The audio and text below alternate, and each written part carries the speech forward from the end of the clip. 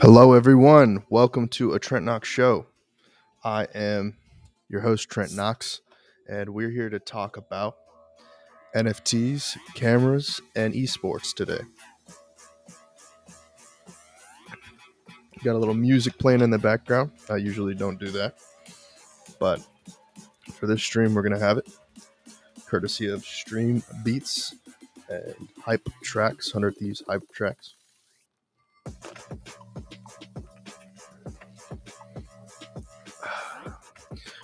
I had some kolaches for breakfast this morning, and then swung over to Starbucks to get a cup of coffee, a iced venti coffee with looks like just coconut milk, which I asked for classic, which is like a sugary component, but I didn't get it, so there's no sugar in this. It's just coconut milk, which is not exactly what I asked for. But breaking into the NFT component of this conversation to get things rolling, I'm going to talk about an upcoming show that I will be doing with potentially a co-host, and I won't get into too much details about that yet because everything has been finalized, and I don't want to spoil it. So if it happens, it happens. If it doesn't happen, it doesn't happen.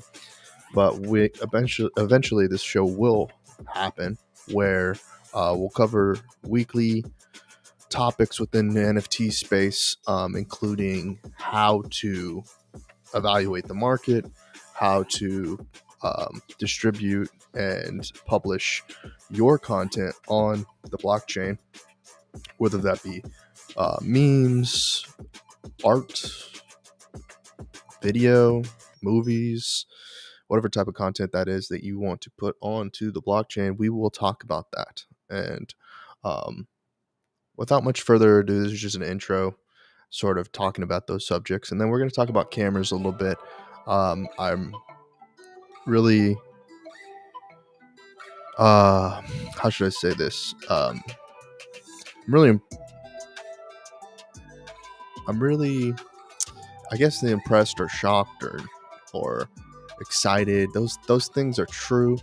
I don't know. I'm trying to look for the right word to explain it, but I'll just jump to it. The red V Raptor really intrigues me.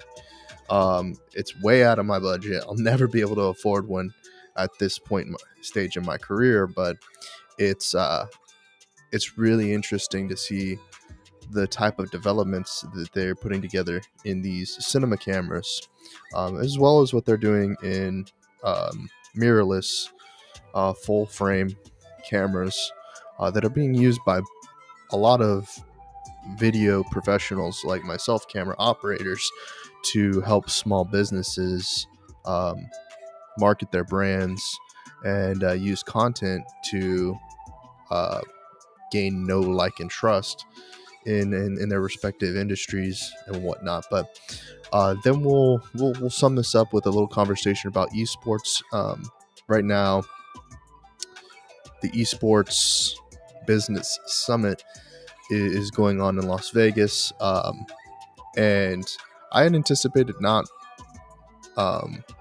being available this week because I was going to be in Los Angeles at the beginning of the month to shoot for a client and do some content, but that actually got postponed. So I won't be editing that footage this week, which I anticipated a lot of content from that endeavor. But so I had this book this week kind of booked for that, and now it's open, and I'm taking the time to sort of relax. I mean, I've been stressed about a lot of esports stuff, stressed a lot about content, and stressed in a lot of different ways, and that has really kind of pushed a lot of the things that I've been doing on the back burner, things that I wanted to accomplish, that I really didn't have the perspective or didn't have the direction to pursue. And I think, I think the last recap of quarter three, um, it definitely, I definitely felt it while I was doing that. I felt like I was flying by uh, my pants pockets. I was flying backwards and, ass first in a lot of things. And that that works for some people. For me, it feels uncomfortable and awkward and wrong. Um, you know, in some ways, I guess there's a aspect of going forward when going backward, but um, for me, you know, without having the vision and um, being um, kind of separated from one of your senses, which is vision, and instead, flying blind into things that you should probably have uh, your best foot forward and your face in that direction. But it always seemed like I had to look over my shoulder for certain things, and that's just frustrating. It's like I have to be backpedaling constantly uh, in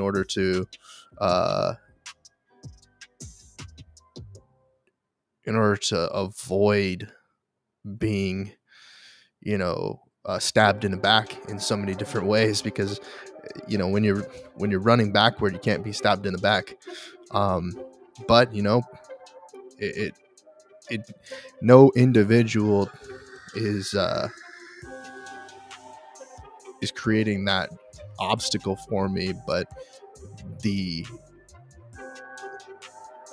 I guess the way that society um, is behaving, and the way that um,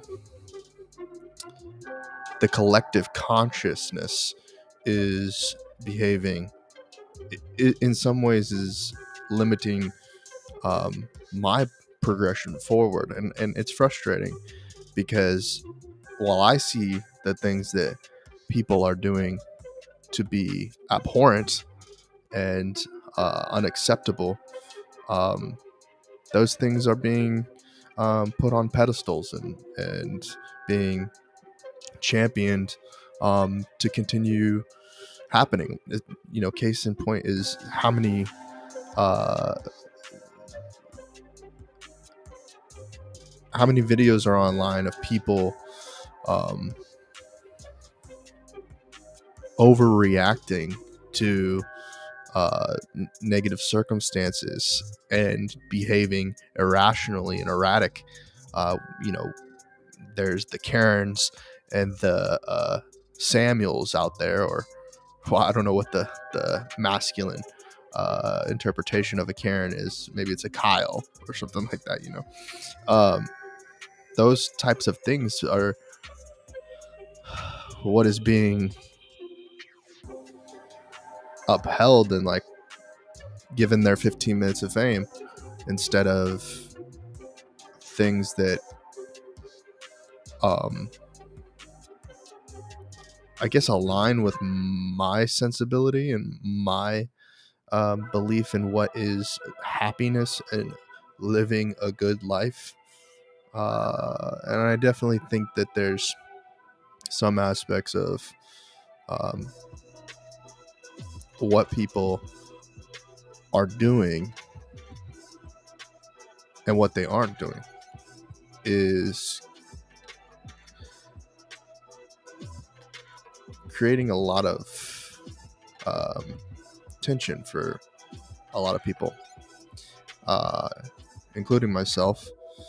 Um, and it would be, I think, advantageous um, if there was a new sense of leadership, because I feel like I I get the sense that on the global stage that this backpedaling we've done to what some people consider normality has created a regressive mindset, even though there's um,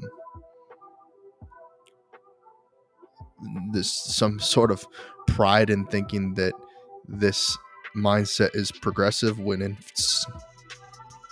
in its entirety is not. Progressive, uh, it. I think it's um, parallel or congruent uh, with a technological innovation, and there are some sacrifices that have to be made for that to be the case. And um, the challenges are to discover how to let that sort of how to not let nostalgic uh, situations um, take precedent over the innovation. So uh, the thing that I think that leads to is not wanting to be left behind, a sense of um, of being lost in the flow, uh, because those who lead the pack um, fail to have co-navigators um, that lead from the back, and so I think this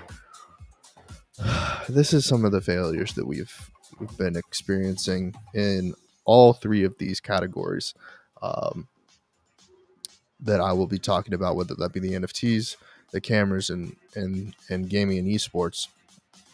But without further ado, and closing out that portion of the intro, we'll get into what I've been doing with NFTs. I'm just going to switch this on real quick. So this is my portfolio. Um, I'm purchasing NFTs in a way based off of um, not only some of the projects, but also my likes, my desires, the things that I find to be um, art, artistic, beautiful, innovative, different, um, and it it's not for everyone. Um,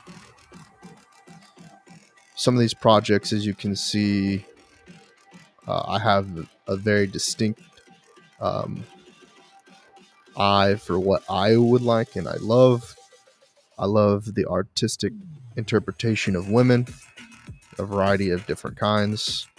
Um, you have the superheroes, the angels, the I don't know what you call this, but they're called Miss Crypto Clubs. Um, like a more traditionally looking uh, example of what the modern woman looks like, a more uh, a different between um, superhero anime, kind of a variety of different um, styles, right? Um, so we have this, but let me get into what we're looking at. So OpenSea is a marketplace for purchasing NFTs, which have a variety of different use cases, some utility, and also some collectible, and then some that are more transactional, um, which would be more attuned to a digital version of currency, uh, pegged to whatever value they they choose to peg that value to. Um, in the future, I think for the visualization aspect, um, there will be um,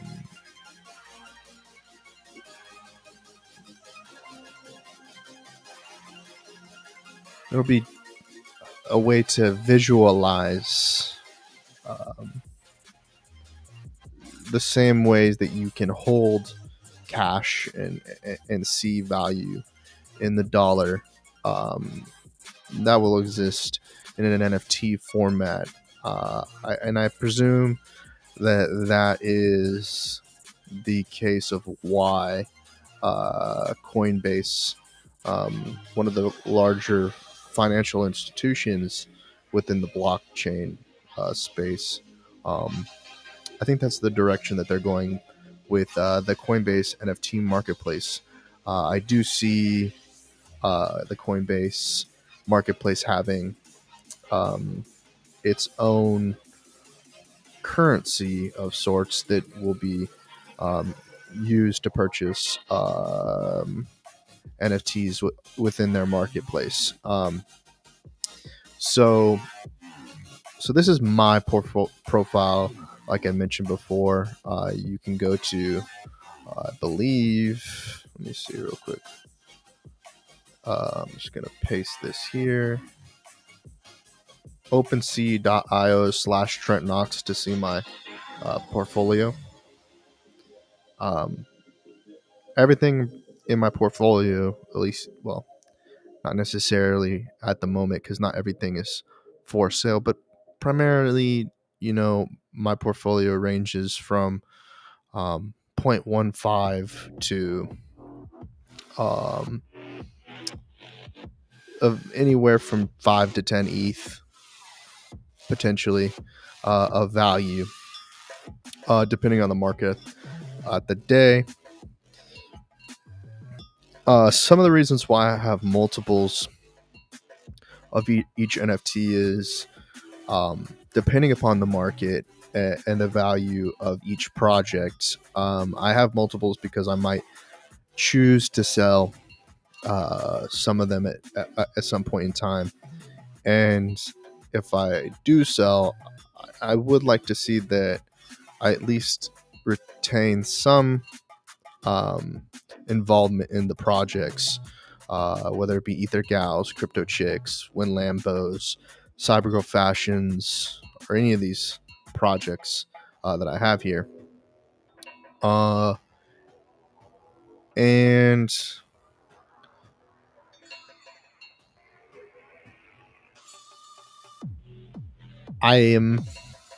I'm looking at other new projects, and we'll talk about that as we go along here.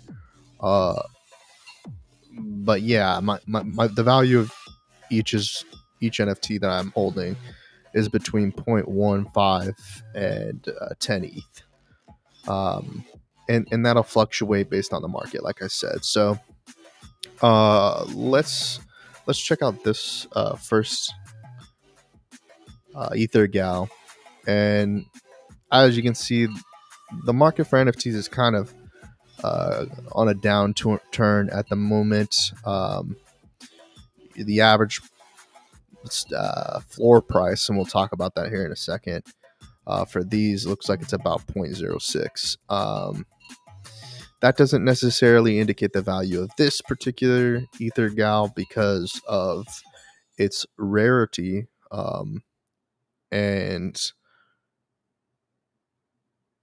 we'll talk a little bit more about that as we progress through this conversation about NFTs.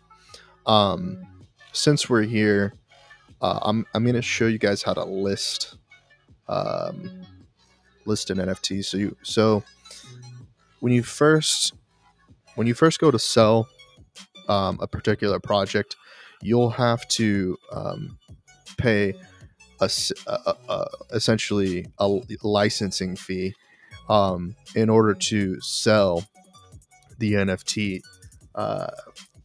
that's within a project. So, but we'll only play that one time, the one-time licensing fee for the project. Like I said, this is about a 0.15 ETH. And I'm going to put it on sale right now. Basically, I could sell it for 0.25 ETH, but I'm really just doing this as an illustration. So I'll go down here to 6 months. I don't like that because what if the market changes and someone misses out on purchasing your NFT? It's better to set it for a short time frame, just in case whatever the case may be, that the market shifts and no one purchased your NFT off the floor. Then you'll have the opportunity in a short period of time to relist your NFT for a larger profit, and that's just the perspective that I have at this point. I could be wrong. In the comments below, if you have a different strategy, or if you have a different perspective on listings, I greatly appreciate hearing that topic. Obviously, this strategy is optimistic that the overall trade volume of a particular project is going to go upward. I'm not necessarily saying parabolic, but I'm saying that it would go at least exponentially upward on the graph. As you can see, we're kind of in a downturn for at least the Ether gals, from what I showed you previously on the graph. But this market is very volatile and it can go in any direction at any point in time. And so in that case, you never know. You might need to liquidate your assets, and you don't want to be held up with a 3-day or 6-month listing period, because in addition to having to pay a licensing fee when you list your first NFT from a project, every single time that you delist an NFT, you'll also pay a delisting fee. So that's one of the other reasons why I have chosen to do a short-term listing on all my items, because there's no listing fee when it comes to that. And I'll show you guys why. When I hit complete listing, it'll pop up and it'll ask me to confirm the Ether listing. And so I'll wait. Oh, here, came over here. It wants me to sign back in. That's not right. Oh, I put it in the wrong thing. And I'll show you this right here. So, this is the signature request for confirming that the listing is right, and this is the message that indicates this is the block that's going to be processed on the Ethereum chain. So we're going to sign that, and then it's going to confirm, and it's going to tell me you can enter an email address for notifications about sales and whatnot. But then I can view the item again, and this is where I was talking about when I was talking about the graph. It looks like between October 2nd and today, it's like one item per day sales average. Um,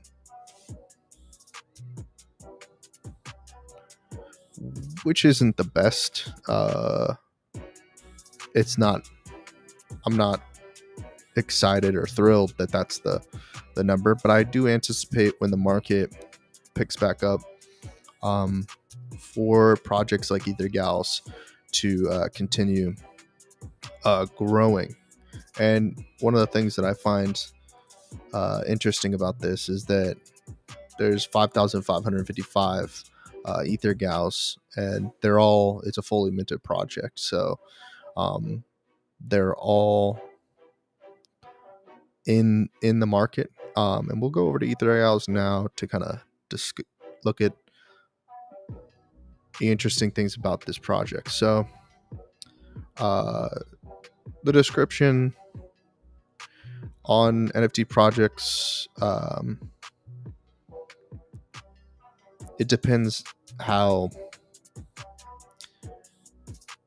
interested you are in utility and gamification and trading and different reasons. If this has much of a value here, it couldn't. It all depends. I'd say that the numbers don't lie, and that this is where you want to get most of your information from. So if you look at volume traded, you're going to get an idea of how fast the project is growing. And this project grew kind of exponentially fast. And you're looking at 598 Ether of trading. And, there are projects that are going that hit this mark. They have a low point, but then they have an upward trajectory that pushes them to the 1K, 5K, and 15K marks once a project has been seen to have a level of stability at the state of the 600 Ether volume trade. Floor prices will fluctuate in a variety of different directions. I've seen floor prices go down significantly, and then rapidly go upward once a certain number of people who believe that this number of owners is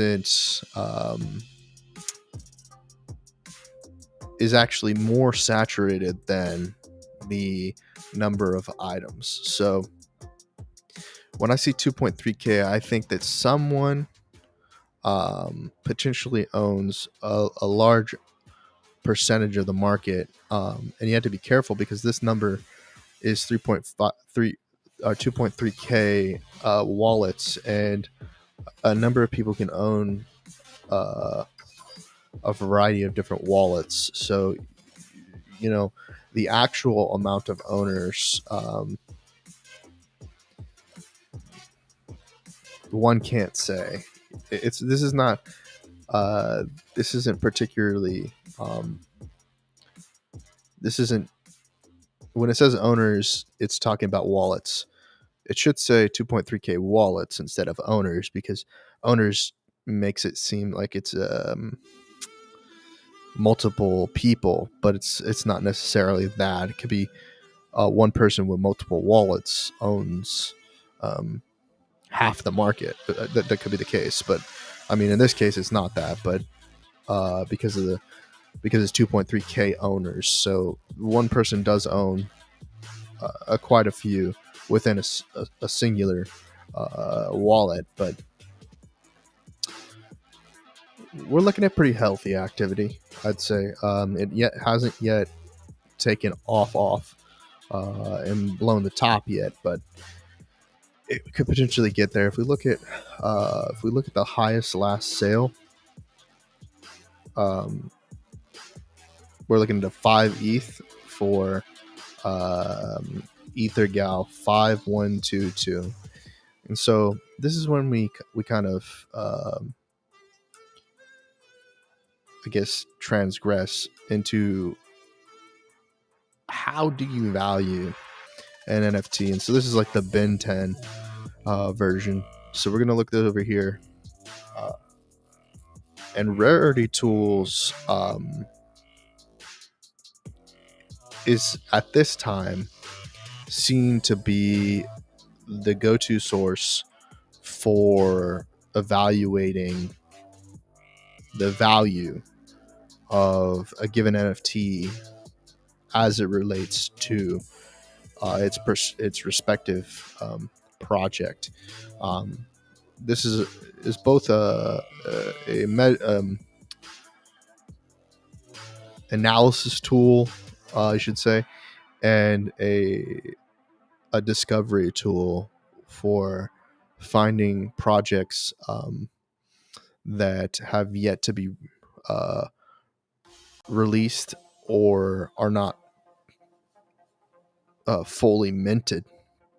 And I'm not going to go into the minting process here today, but I will click upcoming NFT sales just for my own benefit and for the benefit of those who are watching this video. So these featured projects, obviously those are projects that have been submitted, and they paid an advertising fee to be featured at the top.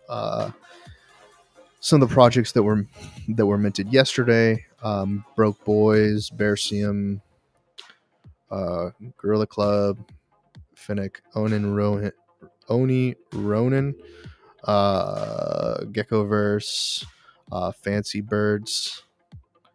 None of these projects really stick out to me. I'm sure that one of them will gain a lot of critical fame, and I'm sure one will be atop the highest of 7-day volume. And we can kind of cheat to see what that looks like by hovering over all collections over here. And we can see that Mechaverse, a recently minted project, has blown the top. It went straight to the top very fast. We're looking at 14,723 Ether, basically, over a 7-day volume. This is a project that missed my radar, and I would say this is due to the fact that they kind of circumvented the Rarity Tools listing that, or my ear to the ground, my staying in the know component of NFTs. I missed out on a project. I missed out on Mechaverse. I missed out on Meta Sources. I pretty much missed out on all of these projects, and I didn't miss out on Chill Frogs, but Chill Frogs I legged out of it earlier because the project was just it hit a stagnant point, where I just felt that the community wasn't for me. I wasn't getting value that I wasn't getting the value that I wanted out of the project, and I see that being the case with a lot of these NFT projects. Is like,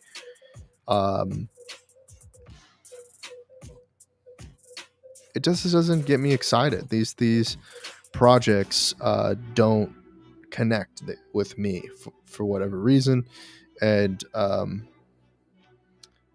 don't feel as though the utility component and the gamification components are moving forward fast enough for me to be really engulfed in and entrenched in the project to the point at which I don't get distracted or catch ADHD and just want to go do something else. Um, I just get bored, I guess, and waiting and hurry up and waiting.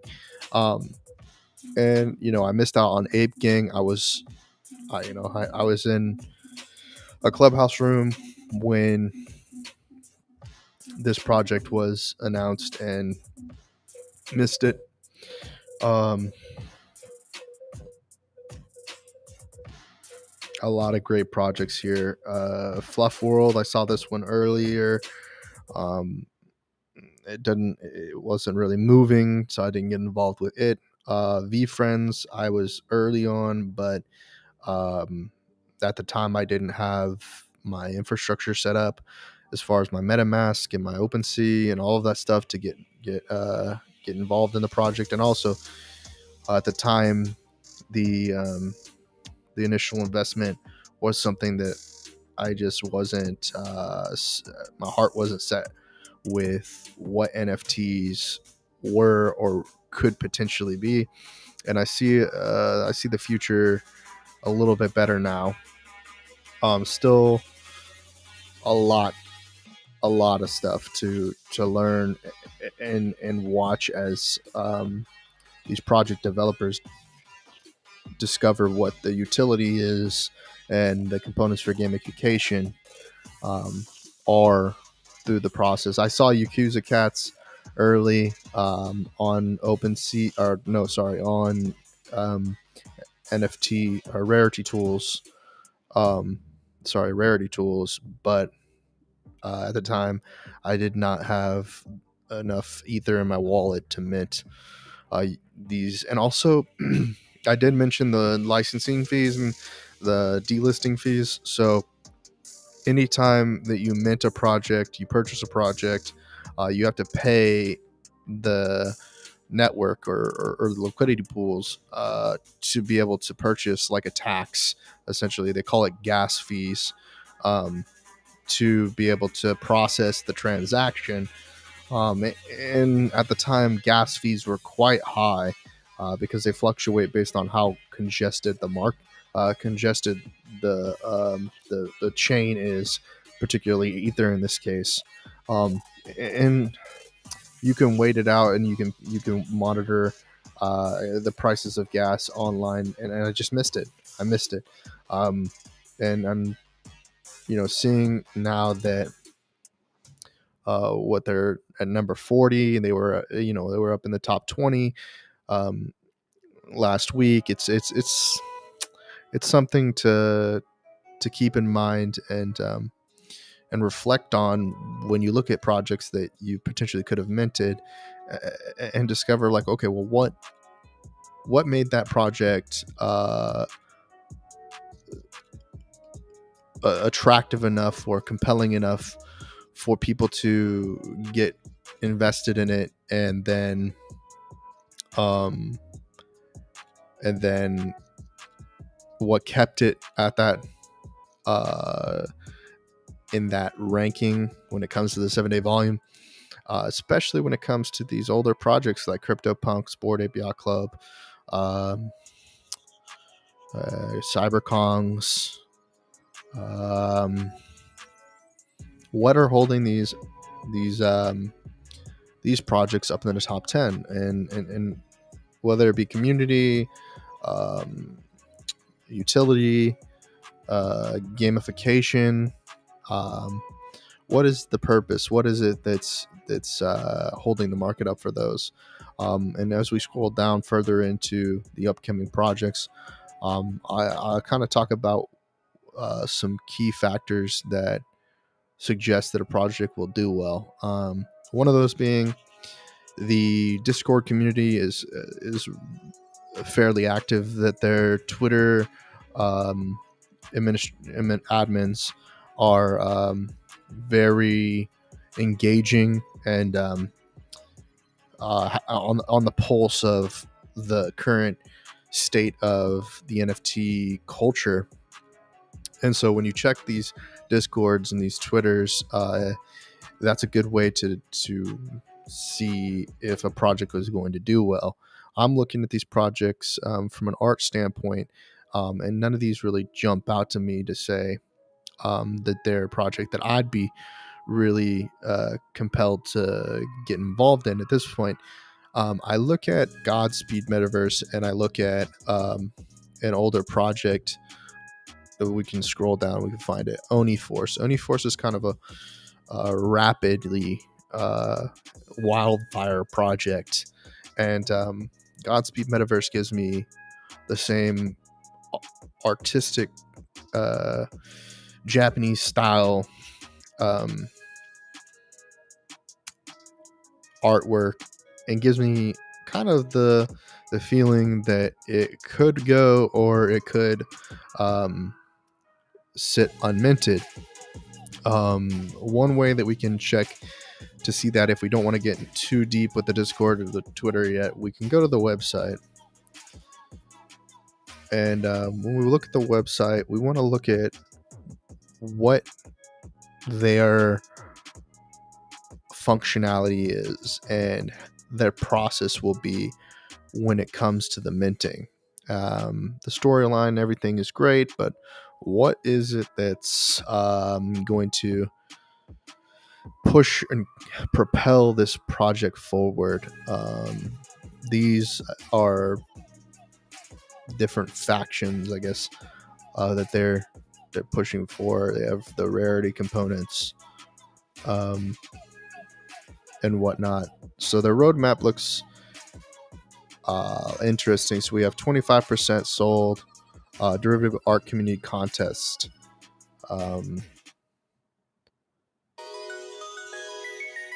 So whatever that means, we'll you have to wait and see, because this is some sort of contest and it'll showcase how people interpret the project, and then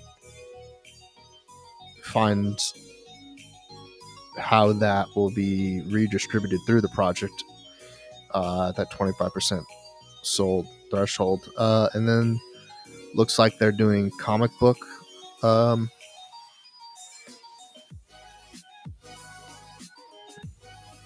comic books are part of this. They're doing some sort of merchandising, and looks like they have a play to earn arcade game. This is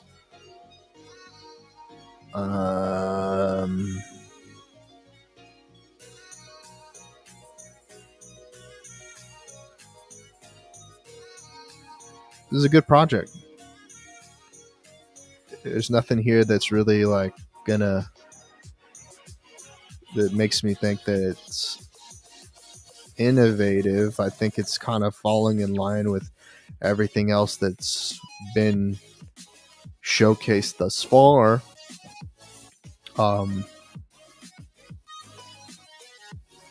I think art-wise, it kind of hits the same tones as somewhere,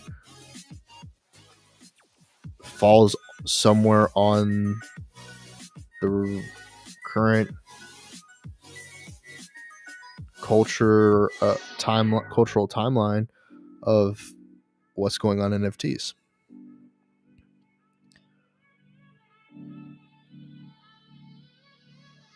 I'm trying to see if there's anything on here that's like really capturing my eye, and for me, it just kind of looks like some of the same old stuff that we've been seeing. And for those, there's going to be a community of people who will gravitate toward this style, and I could very well be missing out on one of the biggest projects to be released, because I just don't have I'm not attracted to this. I'm not, you know, this does not excite me. This looks normal. Um,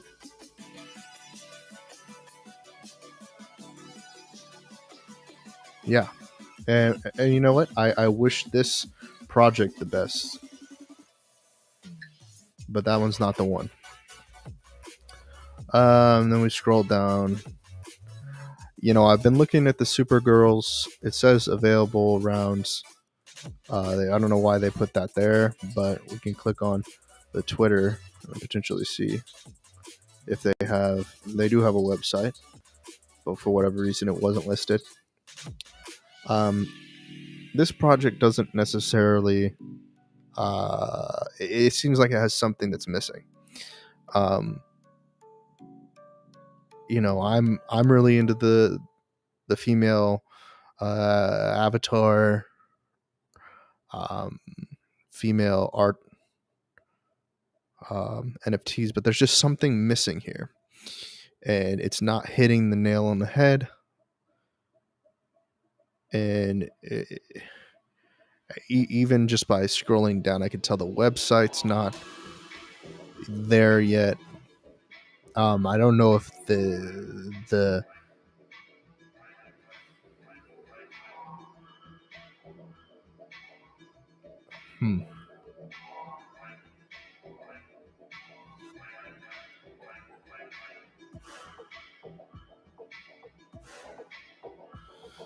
So the public sale will be opened up for 48 hours.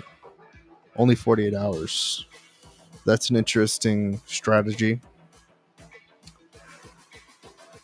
But the art isn't 100% there for me. It's not all the way refined. Nothing wrong with that. It's just not there for me.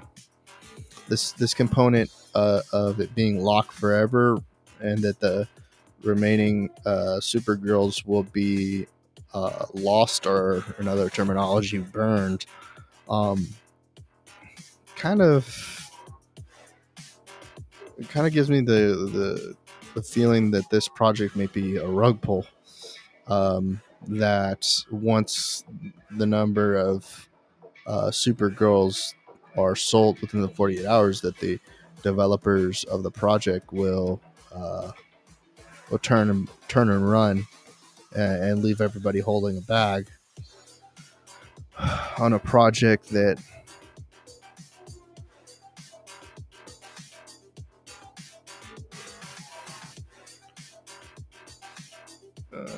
well, I mean, they suggest that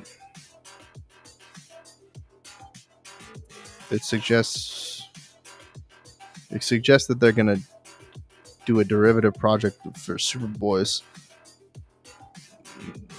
and I don't know. This is there's something that's missing for me to feel confident in this project being a success. I think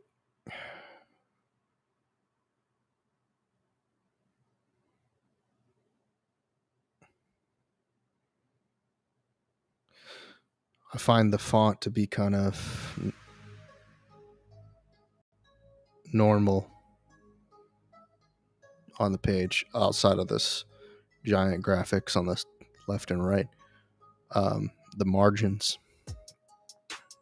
There's something going on here. Something wrong here. I don't know what it is. I would assume it's the roadmap is just completely missing. Yeah, that's one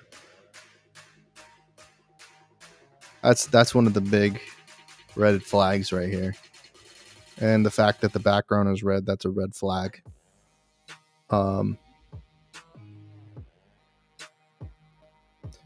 Very interesting. I mean, they do have some time left, right? Well, no, they're They're beyond time. They're 9 days late.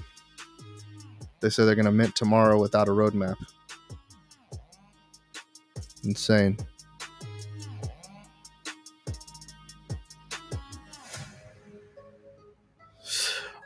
Well, here's something to be look out for, and I'm not going to go into too much detail or depth on this one. Um, Solana is another marketplace and another blockchain. Um, Solana is much like Ethereum, but exists on its own. And we'll have to go over. We'll have to ask an expert about this at a later date to kind of go into further detail about what's the difference between the Ethereum chain and the Solana chain, and what are some of the pros and cons of both. Um, but be a, be aware that there are other chains in which NFTs are sold on other than Ethereum. So we go into Thursday, we go into Friday, we go into Saturday, and well, I'm just scrolling. I mean, this project seems interesting, retrowave Deers, but probably going to be something that I'll wait to see how other people adopt the project. Their troops. There's a lot to be desired when it comes to discovery of new NFT projects. Um, if there was a scale or something like that here to suggest, you know, the authenticity or validity of each project based on the individuals involved in the projects, potentially the wallets that have already purchased NFTs from the project, to suggest that a project is more than likely going to have legs to stand on rather than it being a rug pull. This M101 shelter project, it looks promising from the artwork. We'll take a look at the website and see what we have here. From first impression, I'm thinking, okay, this might have somewhere that is have some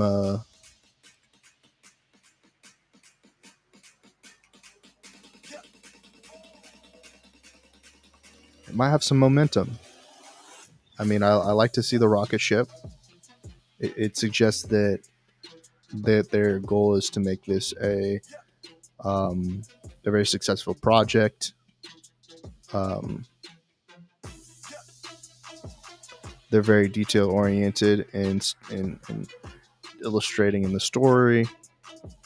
That's great. Um,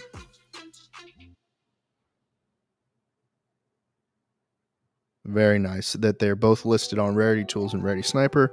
Suggests that they are very um, in tune with the trading component, and how NFTs are evaluated at the current state. Um, Similar to Beckett and whatnot for trading cards. Um, Ready Tools and Ready Sniper are essentially those respective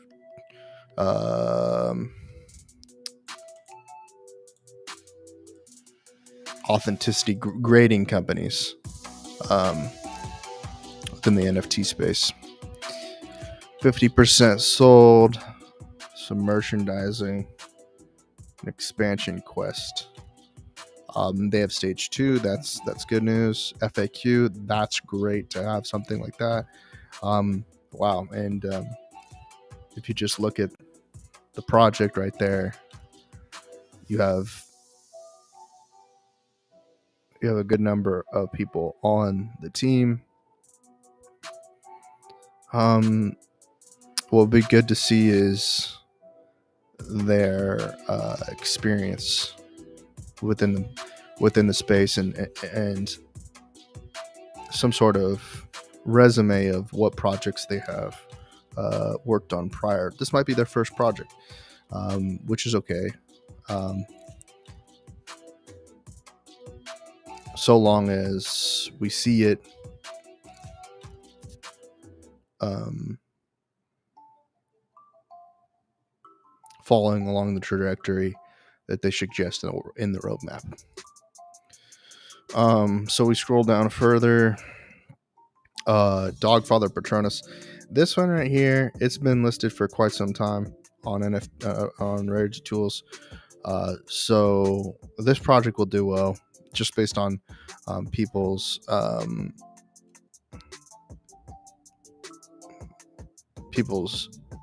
knowledge of the project from it having been listed on Rarity Tools for quite some time. NFT avatar maker. This one will do well. Again, um,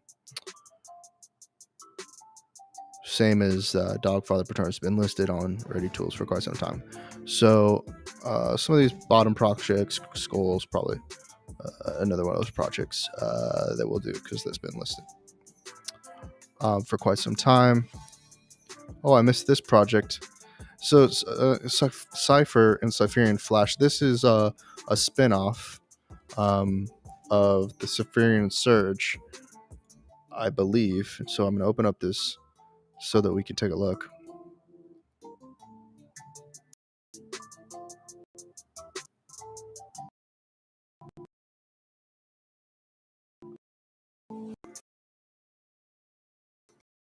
Site is lag.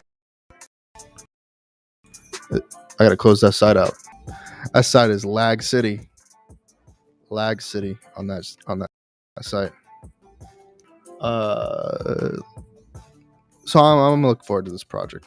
Let's just open it up to Twitter to see what they got here going on. Official Cypher page, a 3D live action RPG, PvE, PvP, blockchain game.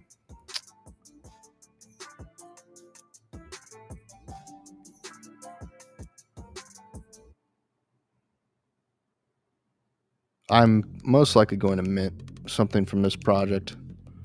The other projects, Cypherian Search has done quite well. 10,000 total. Sounds it's a little bit saturated when it comes to how many are going to be pushed into the market. The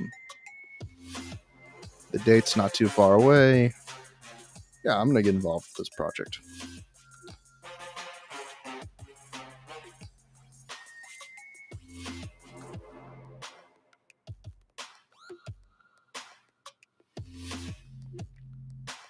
And just another glance over it just to see if I missed anything. Something else that I might want to get invested in.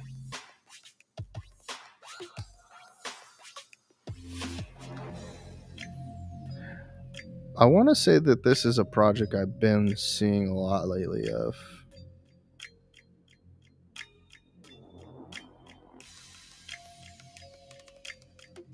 Oh no, this isn't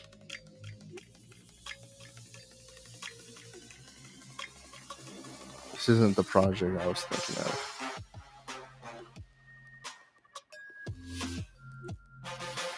This has something. It might be there. Has something there. Could be a project that someone should look into minting.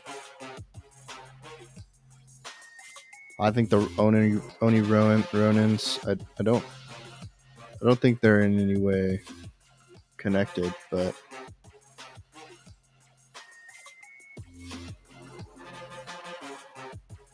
so they did 12, or they did Stoner Cats.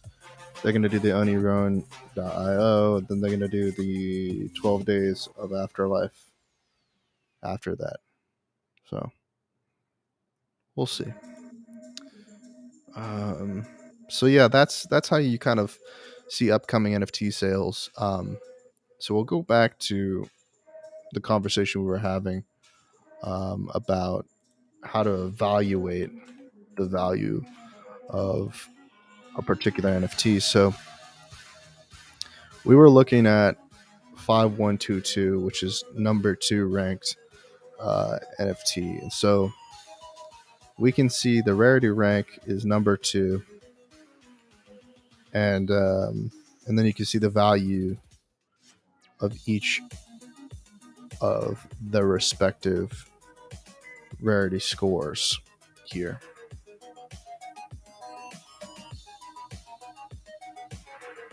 So that's sort of how you evaluate the value. And so my wallet's already connected, so we can look at the rarity value of the Ether gals that I have, which for whatever reason is not connecting correctly. Let me see.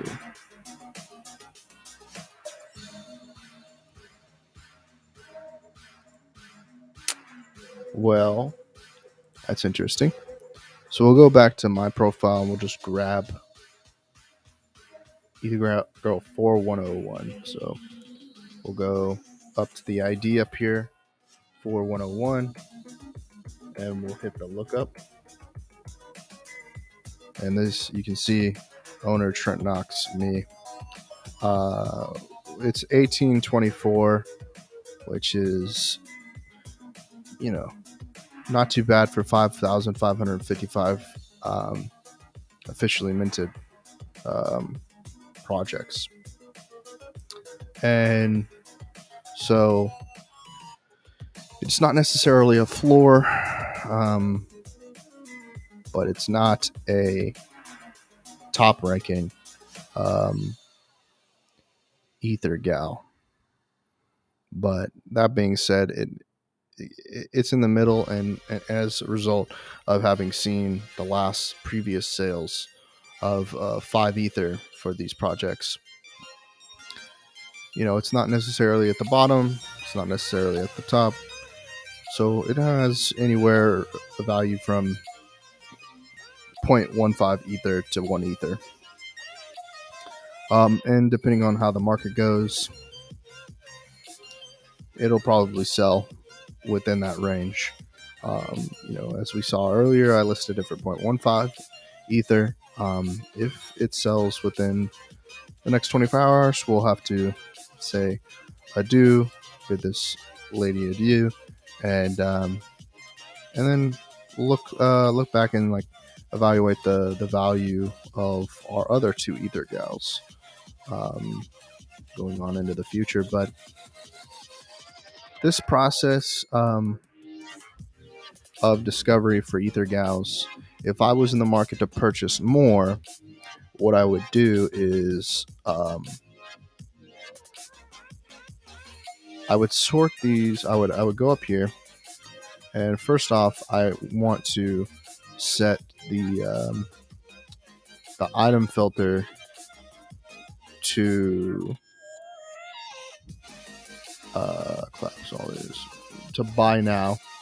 But for whatever reason, I am having a struggle to find the buy now component. Here we go. I think that Rarity Tools has changed their website to that now doesn't offer the functionality to sort by buy now or by price, which is strange. Or it could potentially be only on this project, so we can look at a different project. Let's try Crypto Chicks, because I have one of those as well. Here we go. So that project is, for whatever reason, jammed up. We'll hit buy now. We will sort this project by low to high, and now we can see the items listed at the bottom, or the floor, I should say, because the floor price is 0.13. And before you get into any project, I had a vision that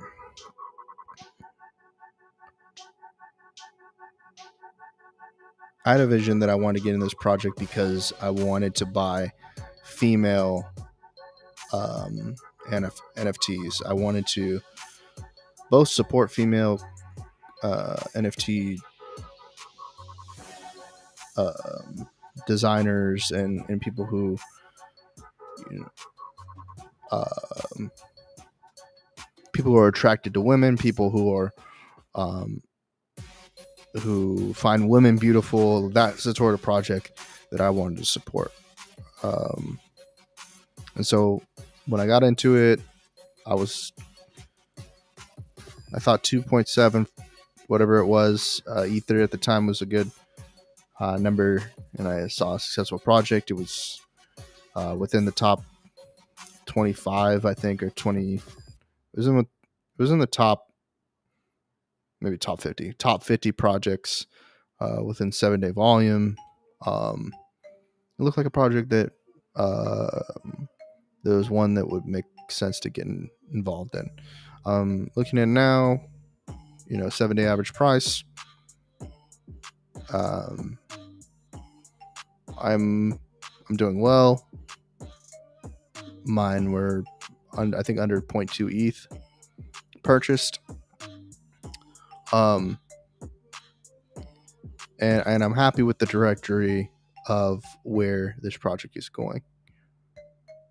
I think there's a lot of value in additional crypto chicks. I do foresee the market recovering, and this project going to 0.5 Ether within the next 2 to 3 weeks.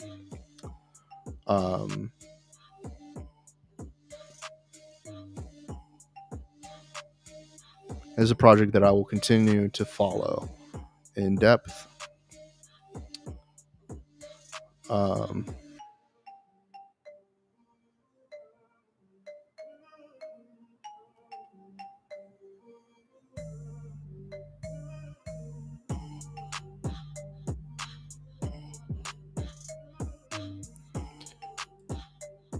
So we can go back to this and I look at my wallet and I just think about what I would like to do next with this. And I feel like the next step is to get into a project that is gamified and that it's simple enough to get involved in the game. The Axie originals and Zed horses and whatnot,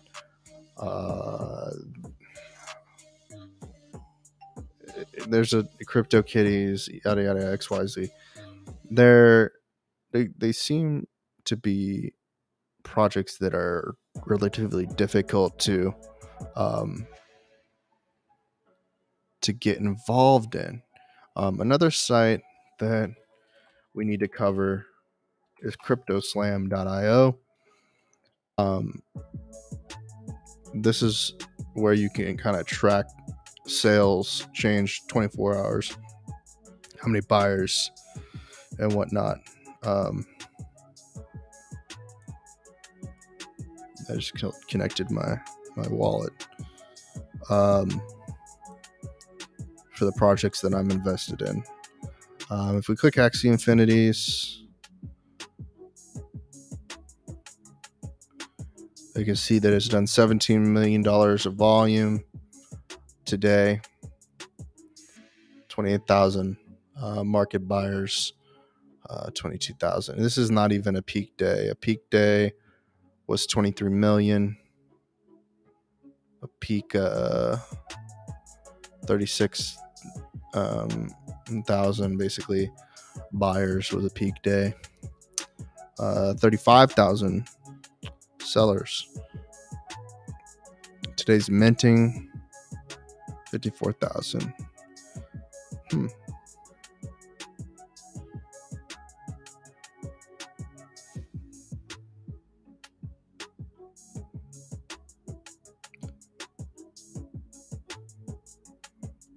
It's interesting.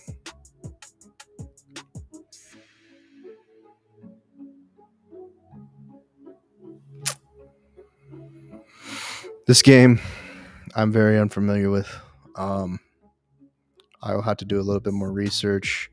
Watch a few YouTube videos to get a better grasp of how the Axie game works. Pardon me.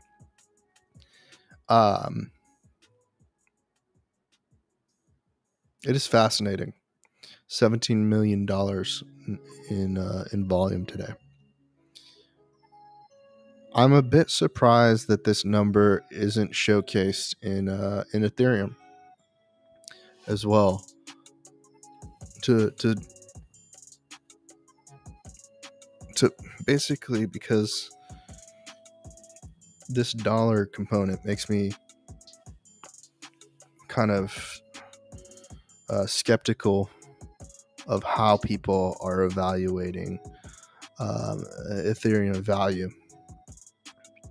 I'd like to see this number being displayed in Ethereum.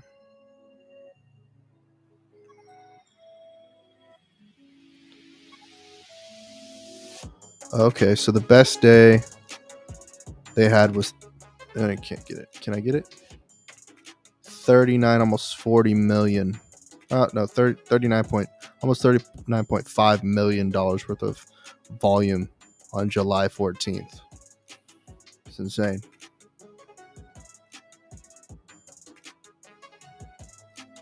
Wait, what? Why does it say 17 million then? Oh, that's 2018. Oh, wow. In the whole of July, 666 million. The biggest month that they did, $884 million of volume in August.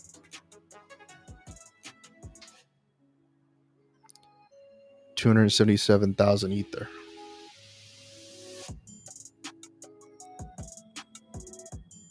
The average sale, $457. Incredible.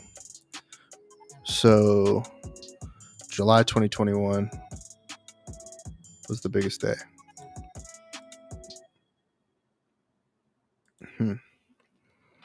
It's insane. Wow. The market was low in 2020. This just took off in 2021. Well, I had a big month. April 2018, it had a big month, but nowhere as big as what it's been doing. 39 million in volume on July 14th. Insane. Ooh, man, they're tracking that clicker. I already did this anyway. I don't know why it does that every single time. So yeah. This is sort of how you keep track. I don't know what fan tokens are.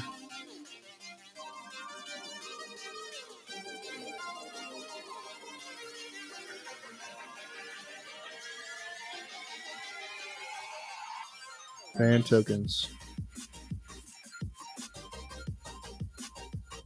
I assume these are soccer teams. NFT dashboard. Okay, here we go.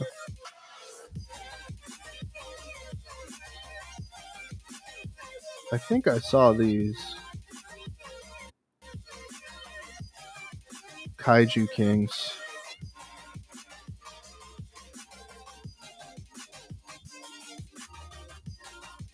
Hmm. 2 million in volume today. Big day, 21 million. Interesting. Game. Interesting.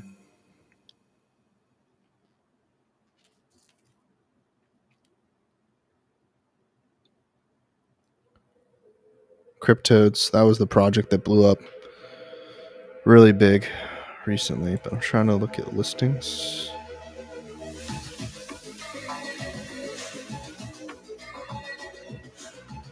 There's a Wax token.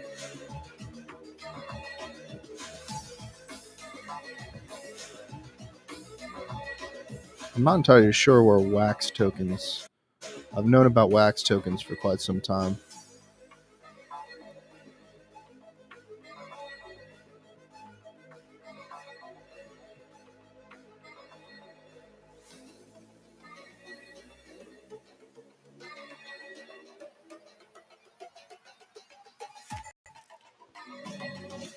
Wax was developed by the same team, some of the same people at CSGO.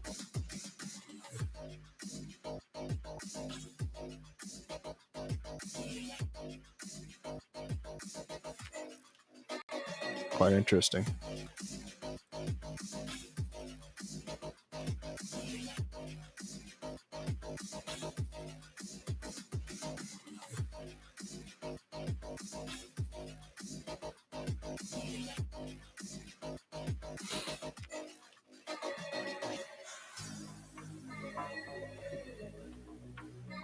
Not familiar with this project, Dead Mouse's project.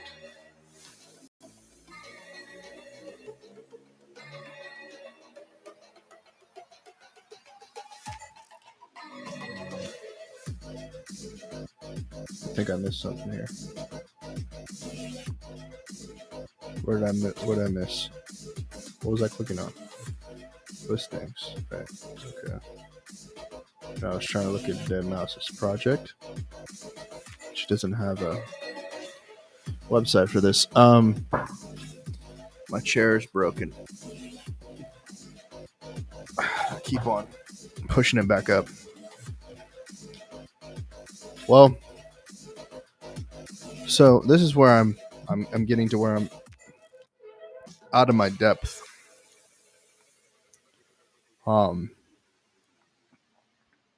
On what I've been researching, the conversations that I've been privy to on Clubhouse. There's just a lot going on in this space. Just by the sheer numbers that you're seeing, it's not.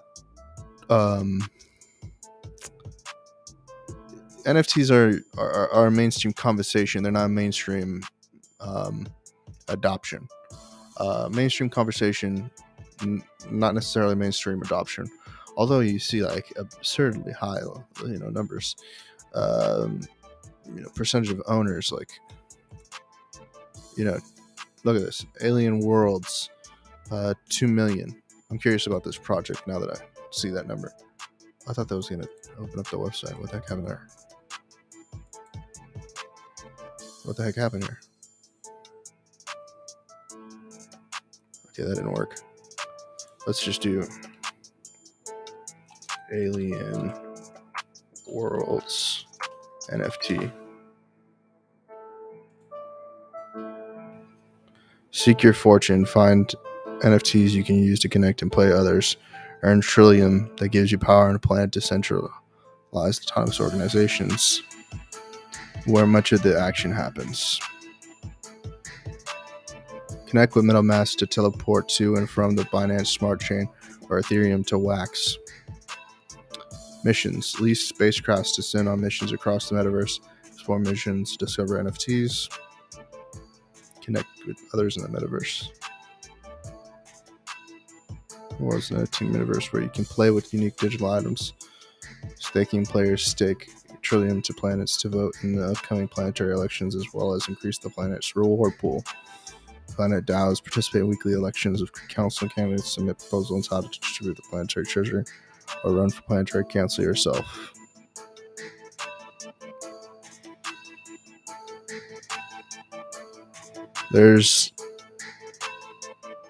I'm sure there's some logical reasoning to this, but this is beyond my grasp at this point. I'm just kind of lost as to what the purpose of that is. But the Axies, I kind of think they're like Pokemon. Obviously, NBA Top Shot is NBA Top Shot, so collectible component. Cryptocurrency, so rare are those soccer, because same thing as like the NBA component. Zed Run, Rev Racing, Art Blocks, Gods Unchained.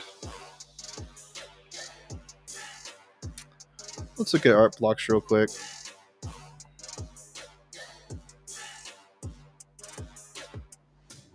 Not a ton of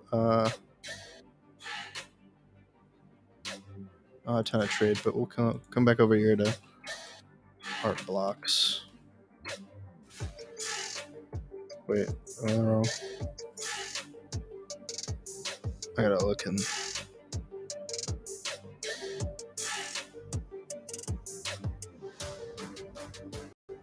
I feel like I'm not looking at the right thing.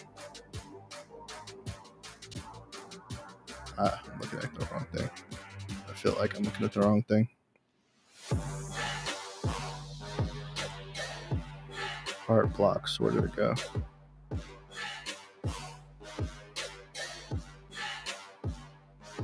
Oh, when we changed it. Oh, here it is, right here.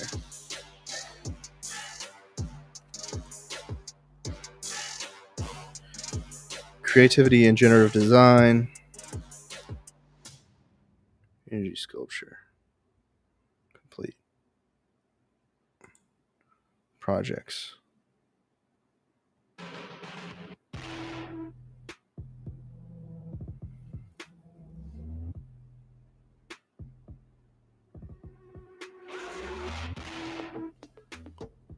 Okay.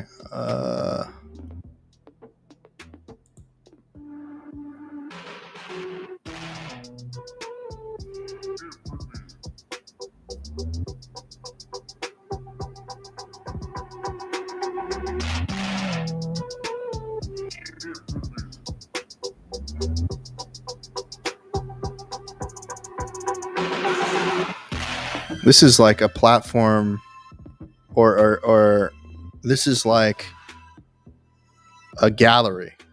I presume. Oh, okay, hold on.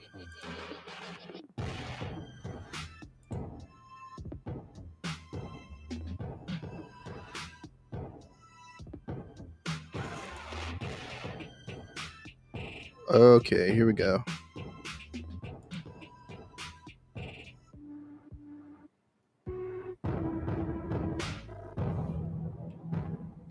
Okay, here we go. What's the floor? 0.06, I see.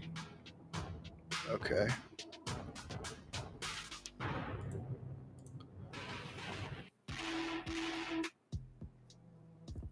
What are these called? Someone in the comments tell me what the rage. What the heck? Where you like you starts with an R or something like that.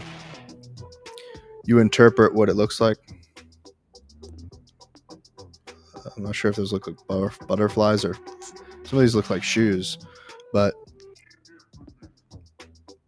this is interesting. This is like some version of art.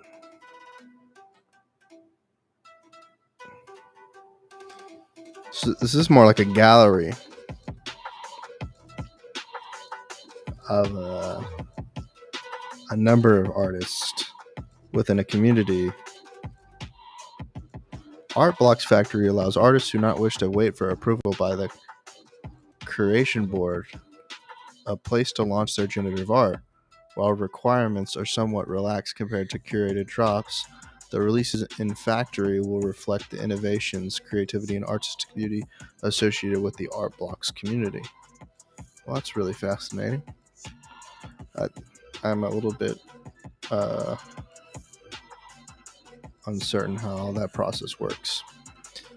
Well, let's look at some MLB championships.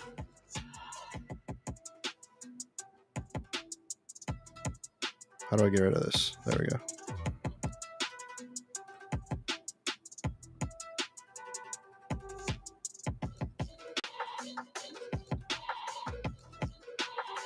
All right. How do I find a...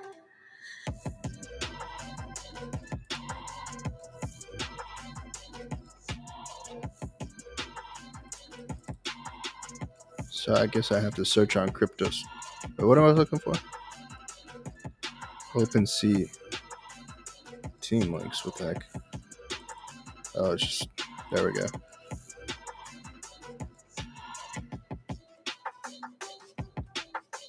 Oh, none of these have been...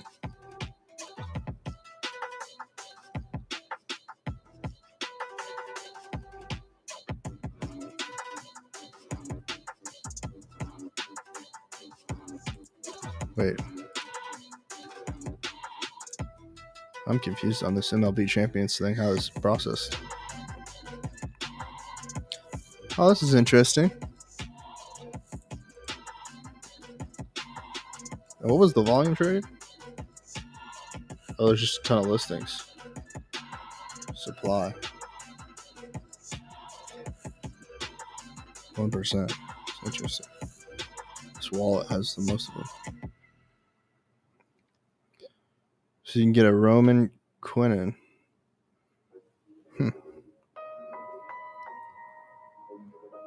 What are some of the high ones?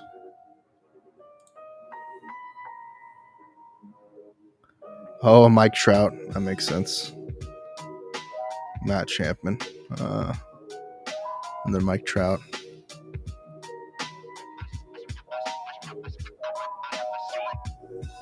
Ichiro. Wow, this is listed for 100 Ether in the last sale. It was almost 1 Ether. It's interesting.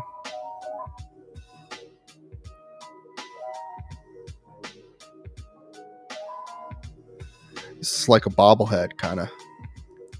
Except in a... like a emoji or a pop style.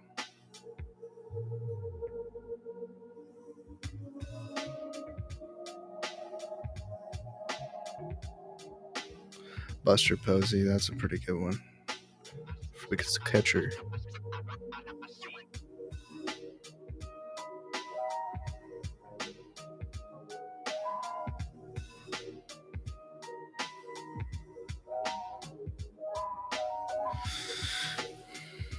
I like the amount of people.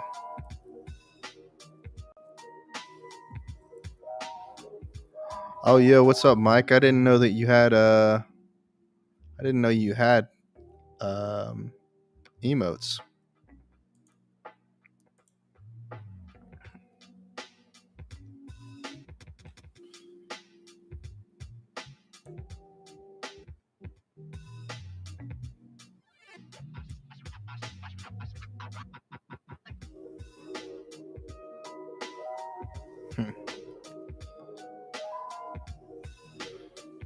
It's interesting that Art Blocks and MLB Champions have the most listings.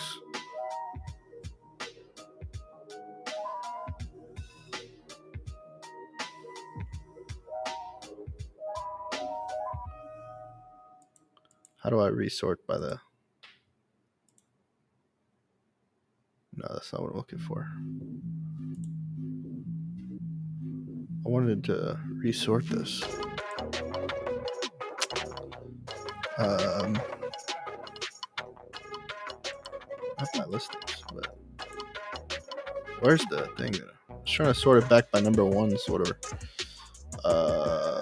Let's see. Let's go back here. All right.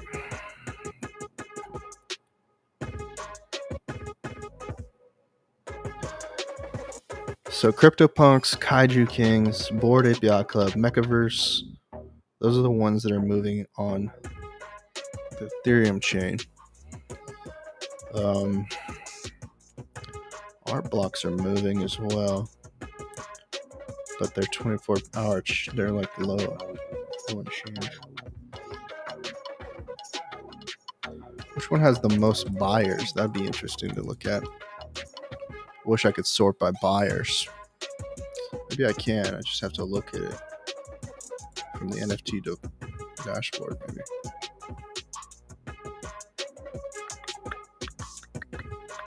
Nope. That's not it.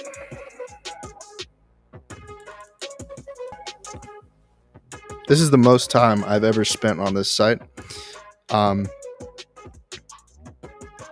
I spent way more time on Rarity Tools and OpenSea, but this site has been one that I've wanted to spend more time on it.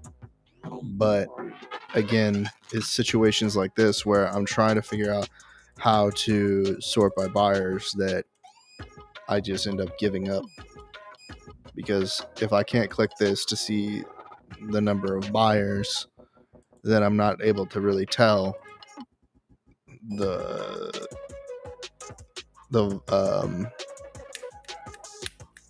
volume, not the volume, but the momentum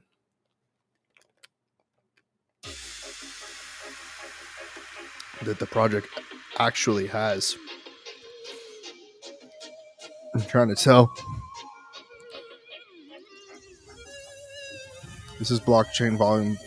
This is it, but it's not it. Well, it shows me this, but this is like nonsense I don't even care about.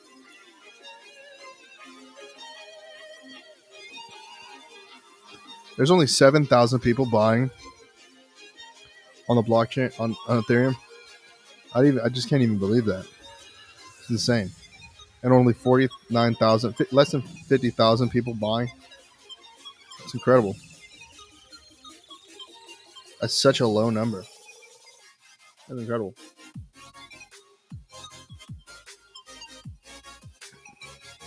That blows my mind. With 50,000 people, there's 57 million. That means we are low. This is like NFTs have barely even started to take off. 50,000 people today. Insane.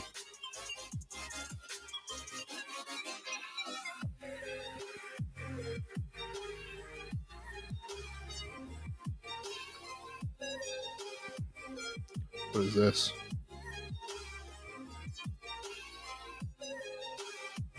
Enter a new age of luxury.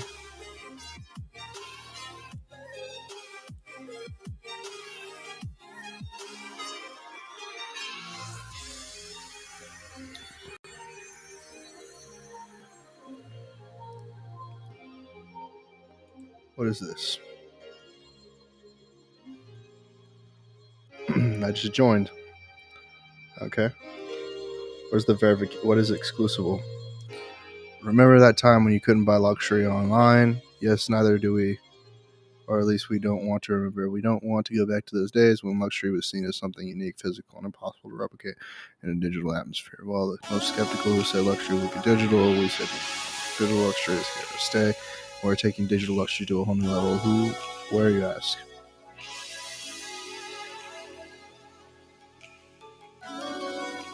Yeah. Fuck. Super rules. Okay. We'll complete this. Okay, now where's the thing to...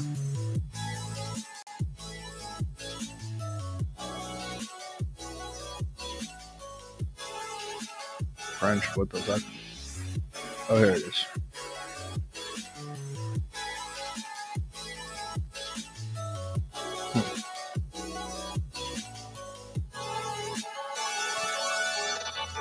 10th here. What the fuck?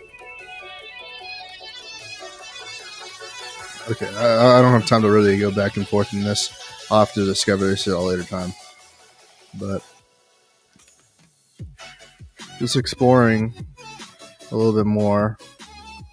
I'm really baffled by this number of under 50,000.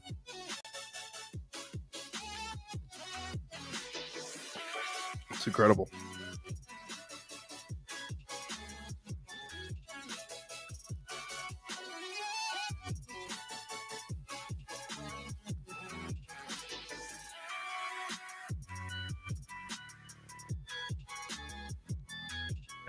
We already kind of looked at the axes. We can go back on this.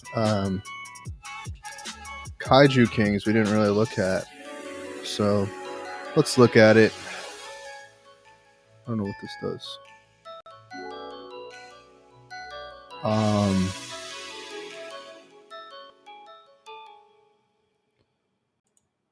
16 minutes ago this thing sold for 4.5 ether. This is insane.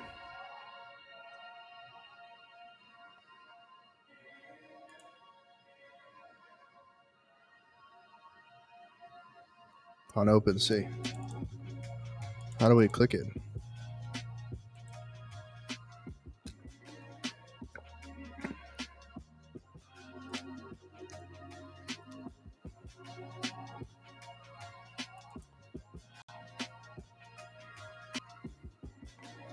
Floor price 4.5 ether. What the heck?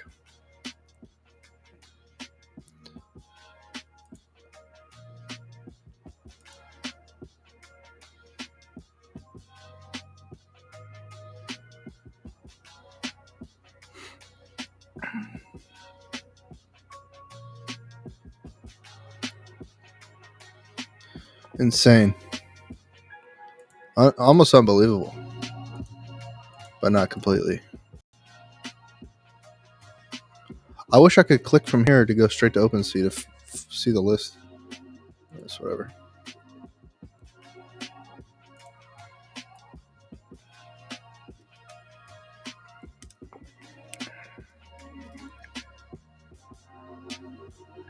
I don't think I can afford anything in the top 20 even. I don't know what this is. Fox Fam? I haven't seen this.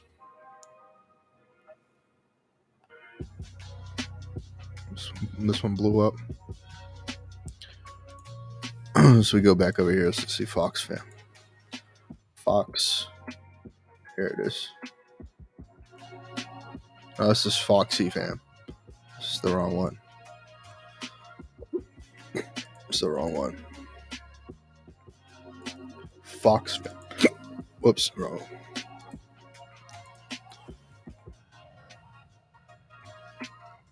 There we go. This is an unverified project with 3.k volume traded.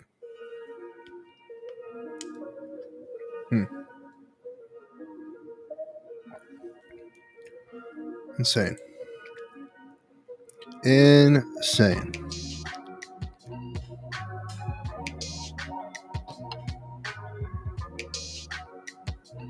Meerkat Millionaires Country Club.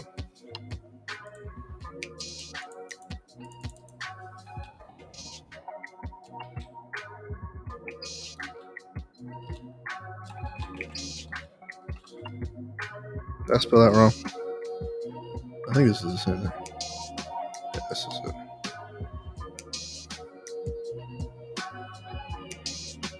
No, this is not it. This ain't it.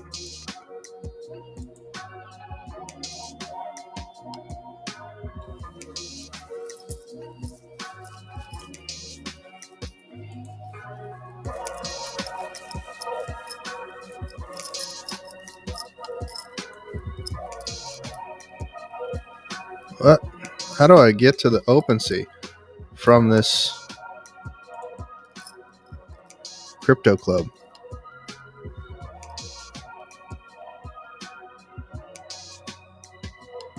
Oh, this is a Solana project.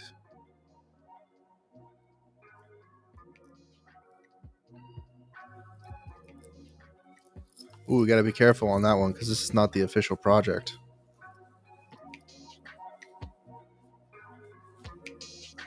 That's interesting. Huh. I just identified a scam, I think. So how the heck do you do this?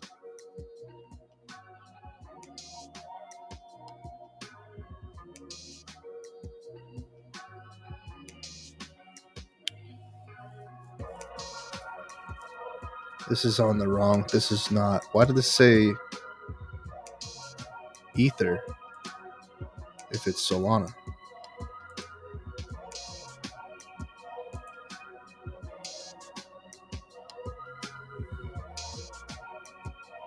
Oh, I couldn't read whatsoever.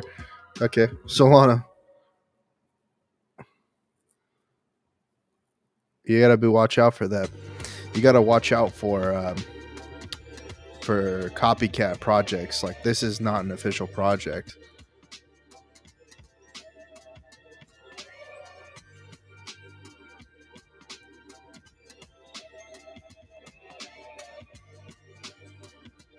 This is somebody.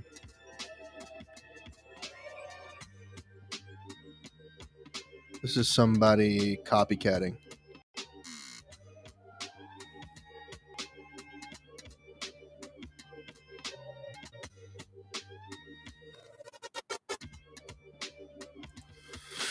Huh.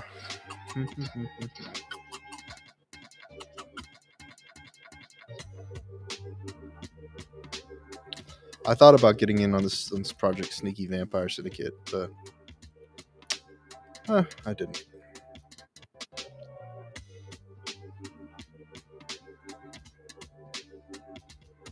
What is loot?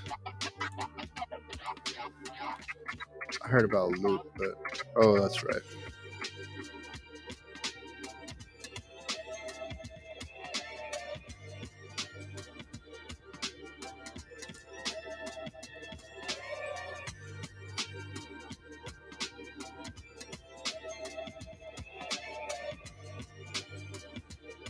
Man, I should have really should have gotten into this project when I fluff. It consistently, pretty consistent with these things.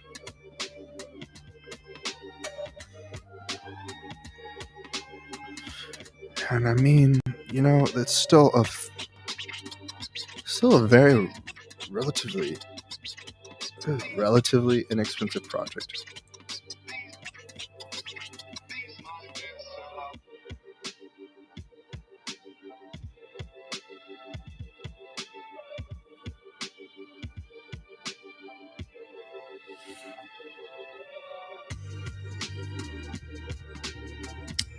Dang.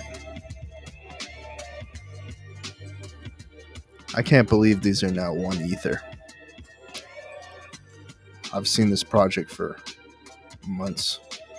It was down much lower. 0.5, maybe less.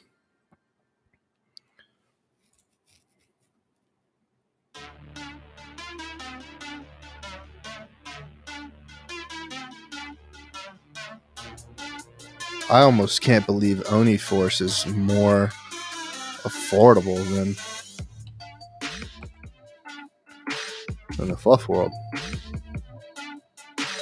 No, that's not more affordable. It's just not trading as much.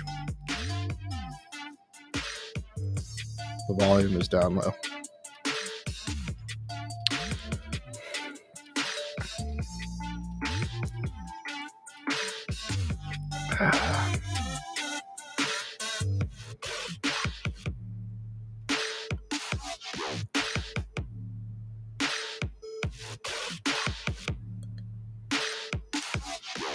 Yeah, I don't know. I saw this project too.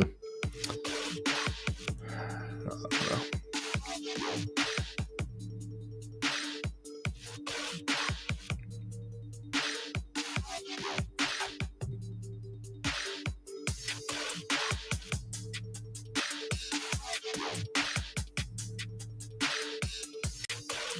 Whatever happened to the sevens?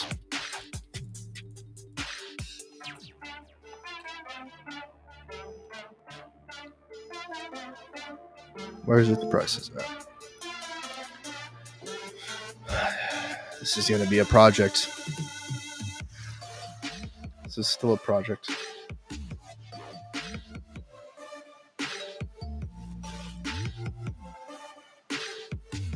The prices are still outlandish, but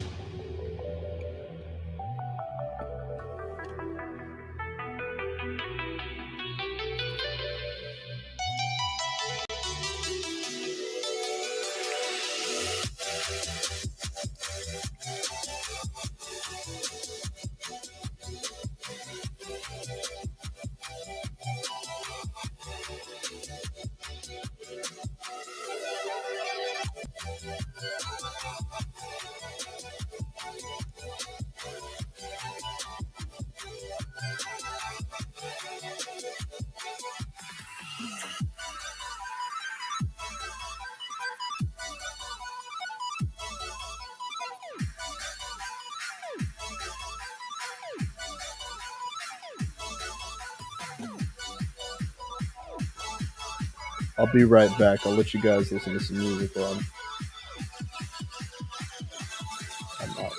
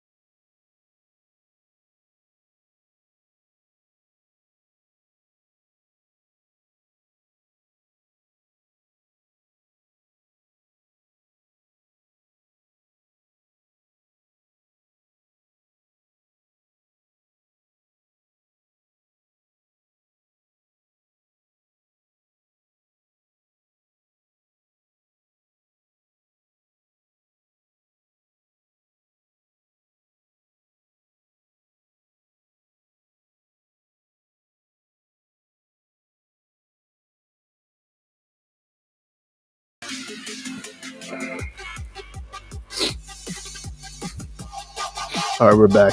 I need a brief moment to just kind of take a break right quick, so I can recollect and get back on track here. So we've looked at a lot of different projects. We looked at some things that I sort of hadn't discovered, as far as evaluating the NFT marketplace with Crypto Slam. Looking at just basically volume and momentum volume based off of sales and momentum based off of the 24-hour change. How many buyers? I was really shocked at 50,000 being the number. What does this even stand for?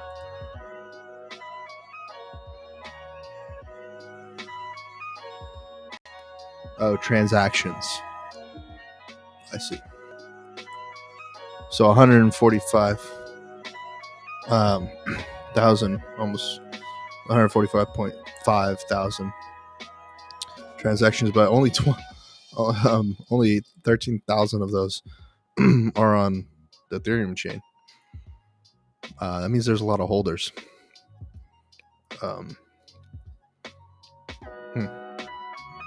Bizarre. While I was up, I got a floss and toothpick just to because I saw that I was kind of picking my teeth with my fingernail for a second there. Very interesting, and almost a good amount of the market is supported by Axes. The number of buyers.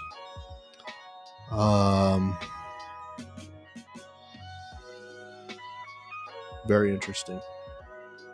I'm curious. Now that I've seen that.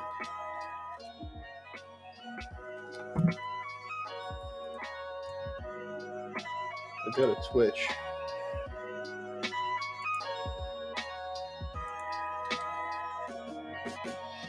I go to Axie Infinity.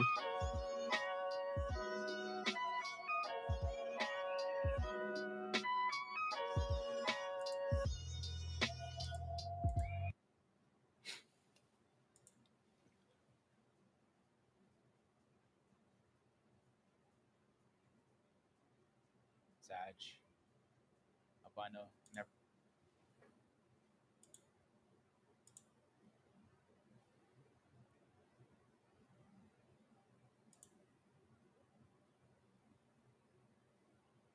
Huh. Well, I typed in Axie Infinity. So what I'm doing is, and I'm trying to bring this over here, is I'm looking to see how does this game work. Allegations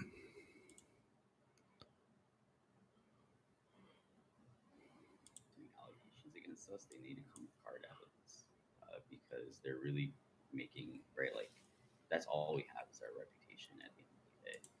So if anyone to go after like Psych Out or Alex, that really I feel like they're going after all of them. So there's literally no incentive for us to do anything that's seen as unethical, right?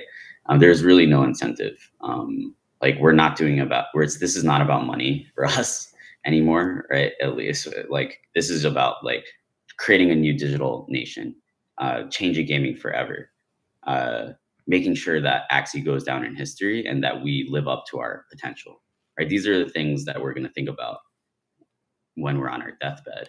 It's not going to be about trying to optimize for every little dollar here and there, right? And the biggest risk to this entire movement failing is some kind of ethical concerns, right? So it's there is literally no incentive for us to ever engage in any behavior that would bring any amount of dishonor to the entire Axie community, Axie nation. So I want to say that's really, really important to us, and it really upsets me if anyone makes any kind of insinuation without evidence.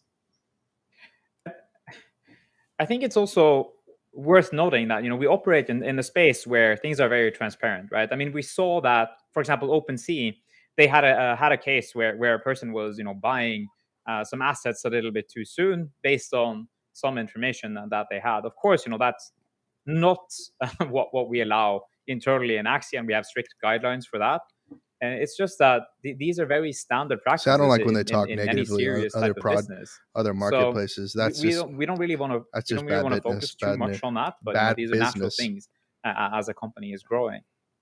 Yeah. So we're gonna. And I think in crypto and blockchain in general, like step legitimacy away from that and trust, these are still kind of a precious, rare resource, right? What was this guy talking about?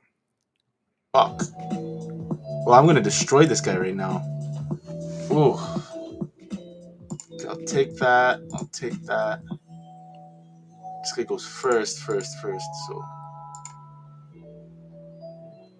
we'll just do as much damage as we can in this one turn that we have. Oh, he just. Oh, okay then. Okay then. I'll take that. I'm so confused.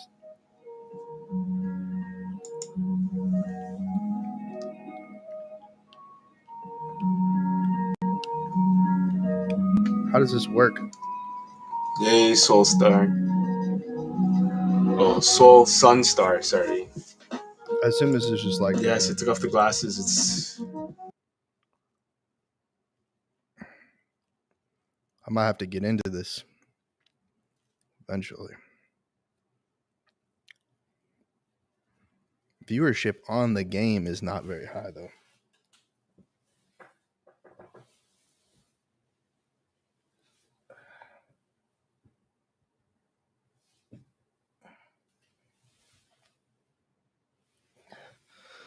Like, viewership on this game is low. There was another game that we were looking at that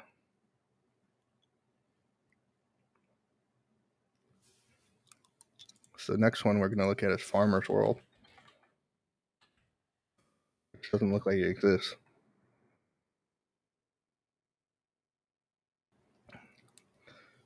So that's not a game. I don't know what that is.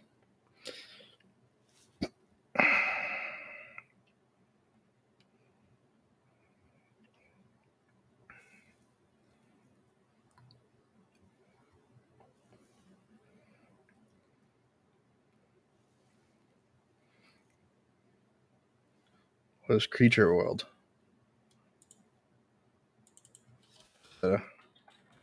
Game?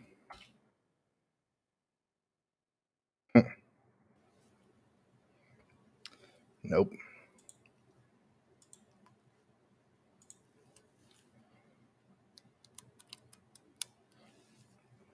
Anyway.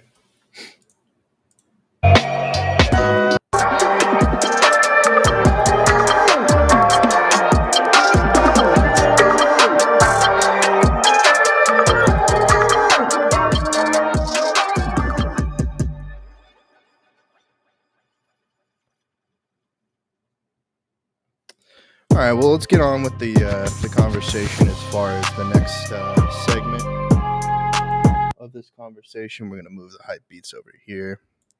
So we're going to explore, first off, within my ecosystem, the Canon R3. What the heck? Hold on, I'll let you guys explore my wallet for a second. Just while I sign into this shit. For some reason, I got logged out.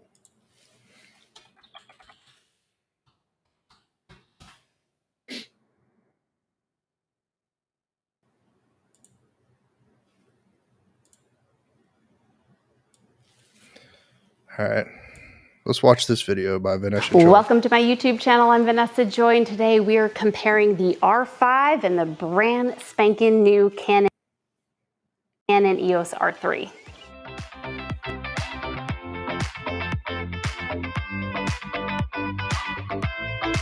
I'm going to pause this real quick to just take a brief moment to talk about my new acquisition. Reminds me. Better check my phone. Uh-oh.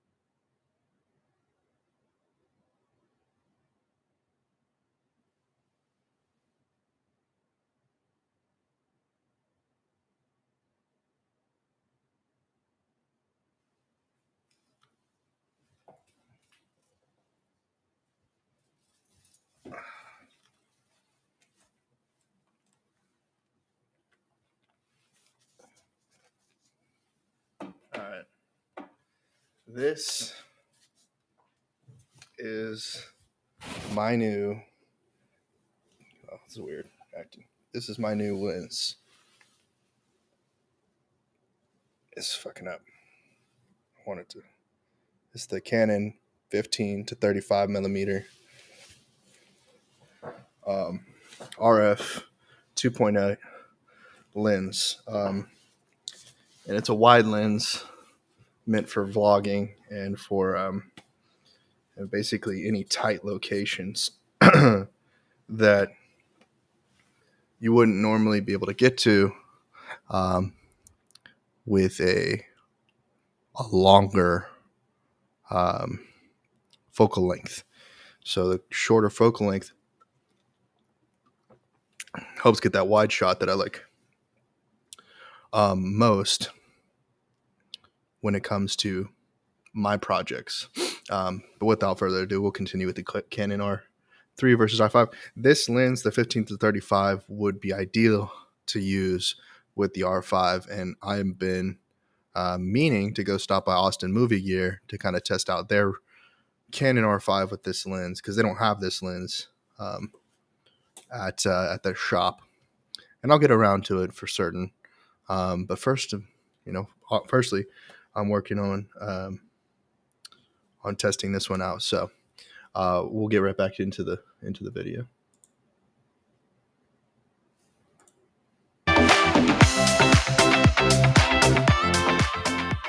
Now, I'm the only one who's had these two cameras for quite some time, and I have been racking up not only a ton of shots with the R3, but a ton of different comparisons.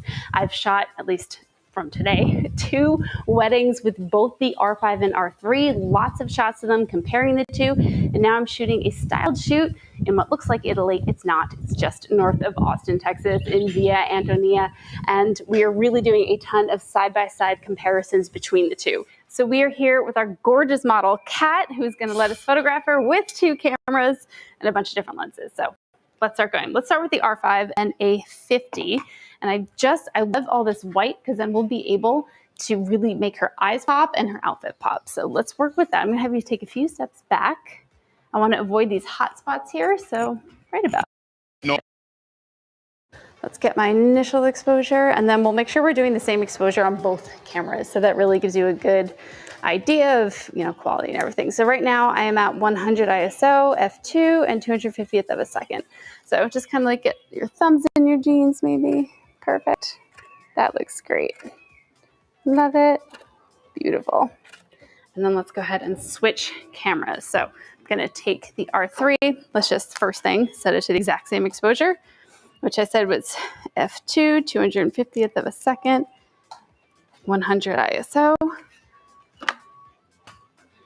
And I am, oh, by the way, don't do what I just did. I just took the lens off without turning the camera off. Huge no-no, because when you turn the camera off, the sensor closes, the shutter closes, so your sensor is not exposed.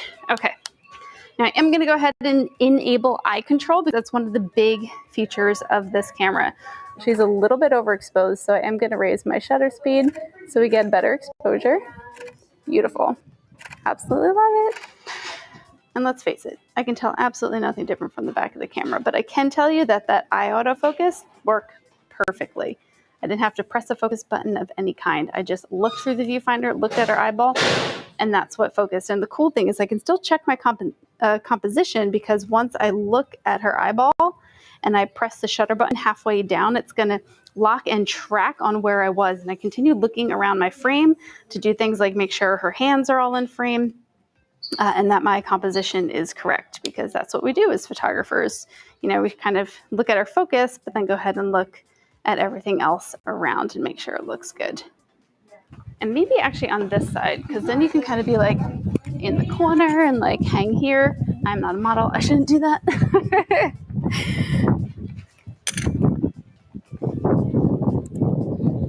There we go. See, she's just like, no, Vanessa, this is how you do it. So I want to use a reflector because I love how she turned her head down towards the banister, but because she did that, then I didn't get any light in her eyes. So we're gonna fix that. And I'm gonna use a gold reflector, one because I don't have silver, so we're gonna use the gold one, but it's also going to be a little bit brighter, get a little bit more specular in her face, which are gonna make her eyes pop. So let's give that a try. Let me see if I can hold this because that is the benefit of this. Oh, where is my light? There it is. She's like, yeah, right where it blinds me. Thank you. Beautiful. Absolutely love it. Good. Cool. These are nice close-ups of her face, so I'm going to swap over to the R3.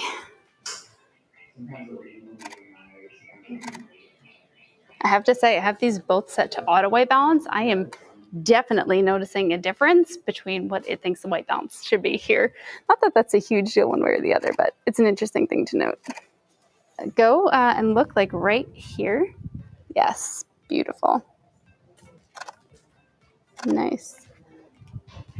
Nice, and eyes up a little. Yes, that's really good. Beautiful. That looks great. I'm wondering if I could get, yeah, sorry. That's okay. I'm used to it. Yeah, used to being blinded. Now that we've got a bunch of different shots, let's look at these files really close. I have a ton of different ones to show you because I actually shot real jobs with these, and I'll let you know what I think about shooting with this baby and the R5. Self-recording, my favorite thing. My favorite thing. Actually, these cameras are my favorite thing. All right, let's get the consensus, the analysis. I have been using these two cameras, the Canon R5 and the R3, side by side for months now. That's why I have so many pictures of side-by-side examples that I can show you. And you look back at the R5 release video I did for Canon, the one that I did for my own YouTube channel. And the question that I keep getting asked is, what are you gonna end up shooting? Should I buy the R3 or should I buy the R5? And I always go back to this, which is the right tool for the job? Now, some of the things I love about the R5, 45 megapixels, just straight off the bat, I love 45 megapixels. I love being able to crop in quickly. I set my custom button to it here where it quickly goes to the crop aspect ratio mode, and then I can go to a 1.6 crop. So I'm walking around with my 135 millimeter f2 and it's acting like a 202 for much less weight. I love that. I don't necessarily think that's an argument for the overall quality of the camera because 24.1 megapixels is great. I've been shooting with the 1DX series for quite some time. I mean, you look at the R6, for example. The R6 has around that size and it's perfectly fine for weddings. It's actually what a lot of my second shooters buy. So there's that. Next up, we have speed. Speed isn't a huge thing with me, but there's definitely a difference between the two. I don't typically shoot on burst mode really of any kind. I just don't. I'm a one-shot girl. Oh God. Please, somebody make a joke about that. Anyway, I'm a one-shot girl and I don't spray and pray. I just don't do it. So that's not huge, but that might be a factor for you. The R3 is great in low light. And as a wedding photographer, that's a situation that I'm in a lot. Not only is it great in low light when it comes to high ISO performance, but it's great in low light when it comes to the EVF.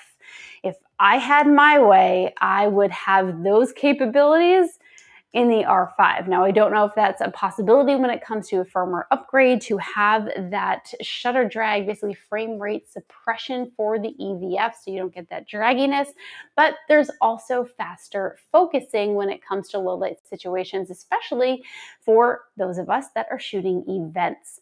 Shooting events with a combination of the way that this camera handles low light and the eye control autofocus, that is gold. That right there is key because what often happens when I am using the R5 is the fact that I'll be looking around or I'll touch and drag, which by the way is something I absolutely miss in the R3. There's no touch and drag. But when I am photographing a reception, no, it's searching for a face. And often at a reception, there's a lot of faces and it's gonna go to faces that I don't want it to capture. With the R3, that one definitely captures what I want to capture because I'm put my eyeball where I wanted to focus, and it works really well in low light. So those are my main sticking points with the two of them. Before I give you my final decision, let me take a commercial break to edit some of those R5, R3 photos that we just took side by side, because I know I showed you straight out of camera photos until this point, and I think if you're going to compare the two cameras, you need to look at the files and how they edit, right? Yeah? Okay, so let's just do that real quick.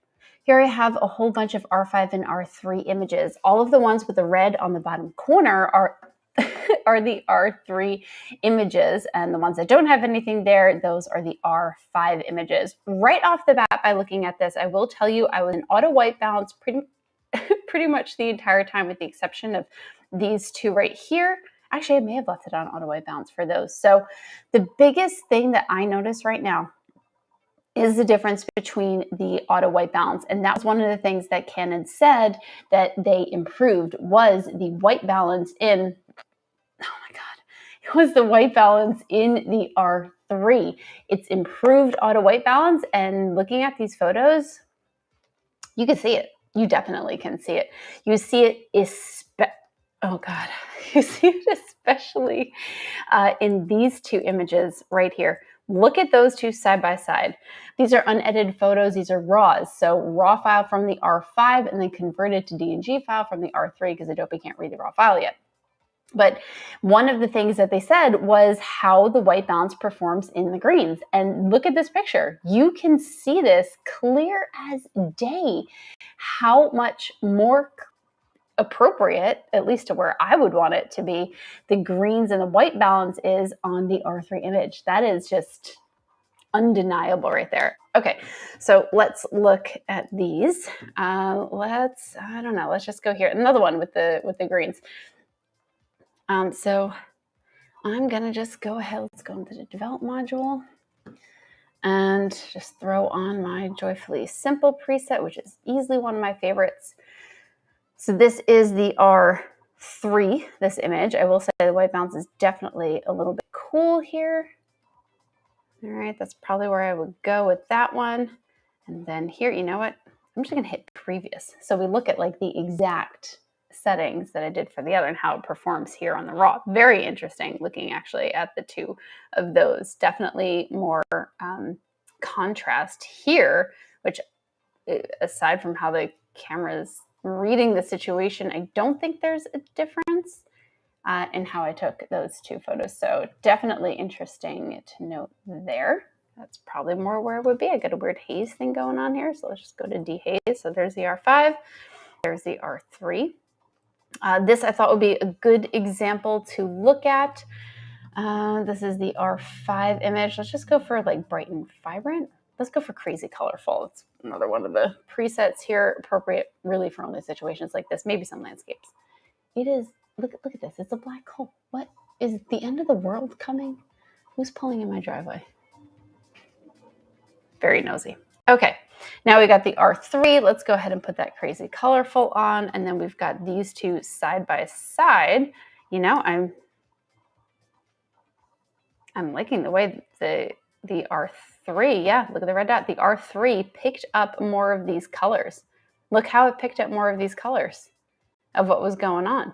I mean, the orange is still there. Here, I would say this, because it was a rotating uplighting situation. So don't look at so much like the purple that's there or not, but the orange, both in the chandelier and here, you definitely pick more up. And I'm pretty sure the exposures were appropriately spot on between the two, because look at the sky.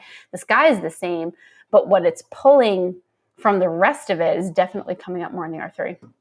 Interesting. Okay, so let's look at two reception photos side by side. And this is a perfect example where I was using eye autofocus and just able to focus exactly where I wanted to on the mother of the bride here. Let's go to develop. Cool. So it did not focus on her, which if I had the R5, I think it probably would have focused more on her because she was closer to the camera. So let's just go fresh and clean. That kind of brightens things up a little bit. Put fresh and clean here. That might over brighten it, but let's find out. My computer is so slow. It's so mad at me right now. It's like, why are you comparing these two?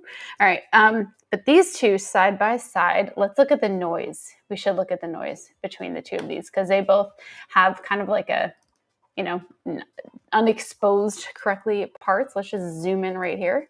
All right, there's something to zoom into. Or right there. There we go. Cool. This right there. Okay. That's what we want to look at. And then let's see. So this is the noise in the R3, this one right here. Of course, our noise reduction can do wonders. So let's just do that. And then look at the noise here in a darker part of the R5 image. And let me get to like similar colors. Let's just zoom that out a little bit. There we go. Kind of like similar colors with like the blues and stuff right there. Let's go back because I feel like you want to see not noise reduced here. All right. And they're zoomed in. So like this is zoomed in 200%, right? And this is zoomed in 200%. So let's just go back and forth between these two, zoomed in at 200%. Oh, I guess I should just put them side by side. Can I do that? Lightroom again, let me put them side by side, zoomed in. Nope, you're really not. Okay, maybe we can. No, it really is just not going to let me. I'm sure one of you will tell me how to do that. But I think going back and forth, okay, there it is, popped clear. And to here.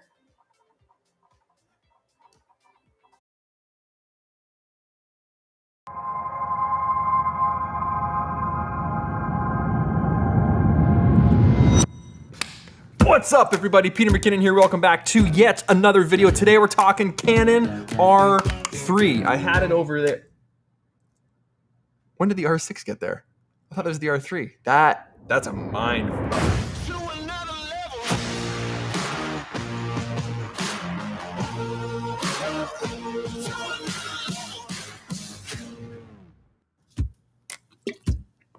Liquid Death. Murder your thirst. That's awesome. It's not sponsored, by the way, by these guys. Dude, this looks like a Guinness. If you were driving in a truck, whatever you drive, and like a cop went by and you're like, what's up, man? He would stop you for sure. And then you'd be like, it's water, bro. Move along. This hat will probably get me pulled over. All right, this is the new Canon R3. It's enhanced. The last time we made this video, I told you I didn't have it yet, but when I did, I would let you know. Do you have an R3? Pete's probably already got an R3. Would you use it as your daily? I'm sure any day now or any week, maybe this month, I'll get one in my hands. I am letting you know. This is the first, I got it 2 days ago. I have it for like 3 weeks to make some videos with. So the only experience I have is about an hour that I messed around with Kirk because I've got two. So we were both messing around with some autofocus settings, seeing how fast the shutter was, checking out what's new, size comparisons to the 1DX Mark II, all those things. Disclaimer, I'm not actually allowed to show you any footage yet or photos yet. That's kind of what this is. I just wanted to make this a place where if you have any questions about this camera or things you want to see in my full review or the full video, leave them below. Like pause right now and ask your questions about the Canon R3. First things first, the texture on the camera is great. It looks new, it looks modern, it feels good, it's got a good grip to it, it's not too sticky, but I'm a big fan of what they've done there. I shot on this camera for years. I vlogged on this camera for years. And right off the bat, getting this into your hands, it's kind of like a miniaturized version of the 1DX Mark II in every way. You'll notice the 1DX Mark II has a big hump on the back. The grip is a little dated as far as like the texture goes. Now comparing it to the new R3, holding them side by side there, you can see it's quite a bit smaller. And it's quite a bit lighter too. I would say it's half the weight, but it is double the size of a Canon R5. So here's an R5 with a 15-35, and here's the R3 with a 15-35. You can see it's quite a bit larger. It's by no means a small camera. If you were trying to downsize like I was and go to a small mirrorless setup, when you go back to this, like you are back in it. You are back in the thick of things. Additional grip with additional shutter and all those things, the same features, okay? Looking at the back of the 1DX Mark II, changes that have been made. The memory card door with this little boop.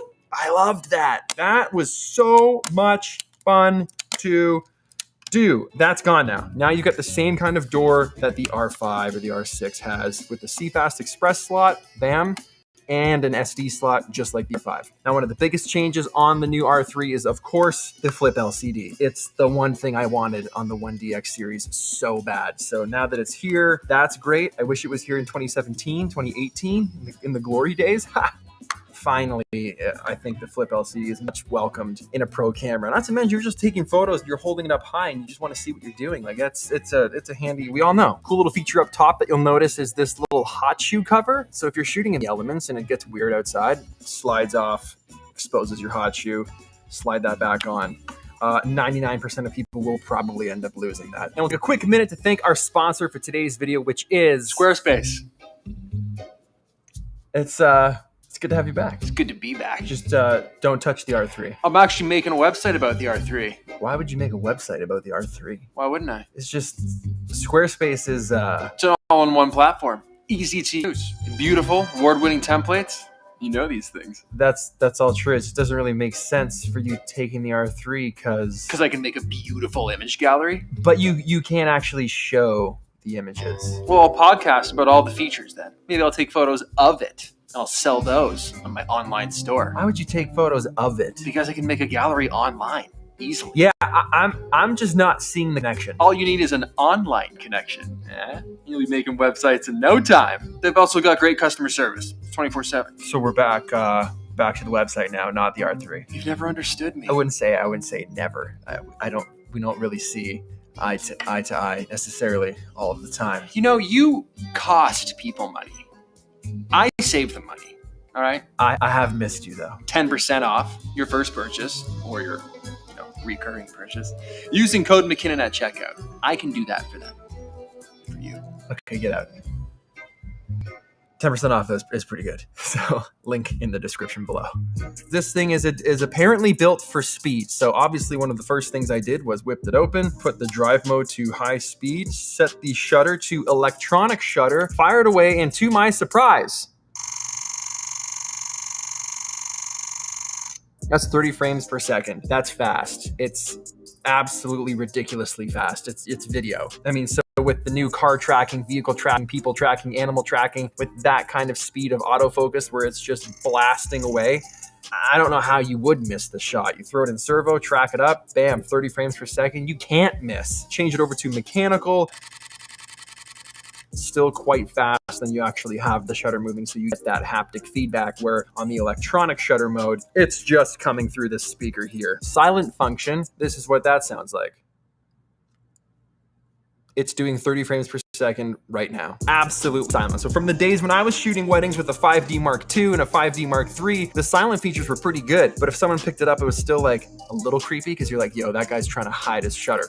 Now, there is absolutely no sound, but you already had that in the R5. Now, one of the things I was super pumped to try out was the eye tracking. So much like setting up a new phone where you gotta like track your face and get that all set up, you gotta do the same procedure through the viewfinder. So you look through it and it tells you to look left and right, kind of like you're at an optometrist. It reads your eyeball. When you're looking through the electronic viewfinder, it's placing a focused crosshair in the area that you're looking. So I didn't get a lot of time to extensively try that. I found that it kind of landed me in the area that I wanted to focus. But again, I spent probably less than 60 minutes messing around with this. So it takes the same LPE19 battery that you're used to if you have a 1DX or a 1DX3. So if you're gonna keep the camera, or you have like a ton of them and you can sell the camera off, but still keep some extras, those will work. And that's pretty much all I'm allowed to actually show you. This was more of a just check it out. Here it is. It's real. It's in my hands. Let's make a community video. Let me know what you want below, and hopefully I can answer all of those things for you. That's it. It's done. We got like 3 weeks to make a cool video with the R3. What should we film?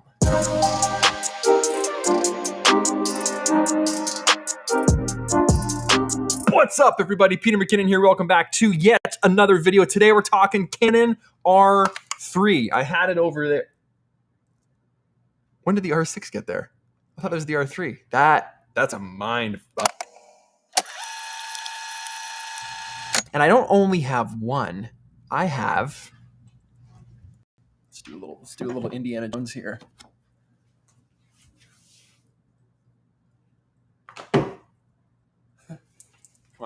That was clever. Isn't he doing another one now? He's like 80. Dude is old. How is he going to swing on a bullwhip?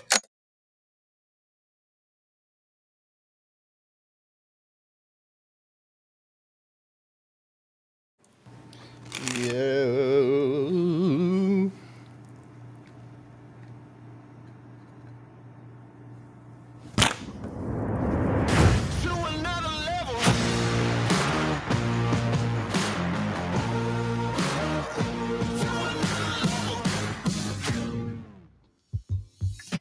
What's up, everybody? Peter McKinnon here. Welcome back to yet another video. And yes, today we're talking R3.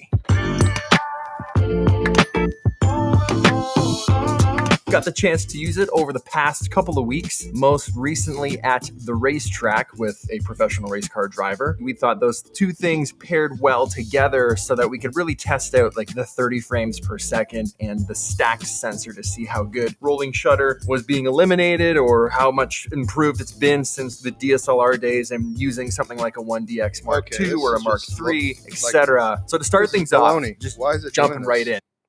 And the overall experience. I'm just tired of it not displaying in the correct format of 4K. Anyway, what are we gonna do? All right, so we're gonna check out. I haven't watched a video in a while on this, so Parker Wahlberg shot on it. This doesn't do it justice whatsoever. 8K.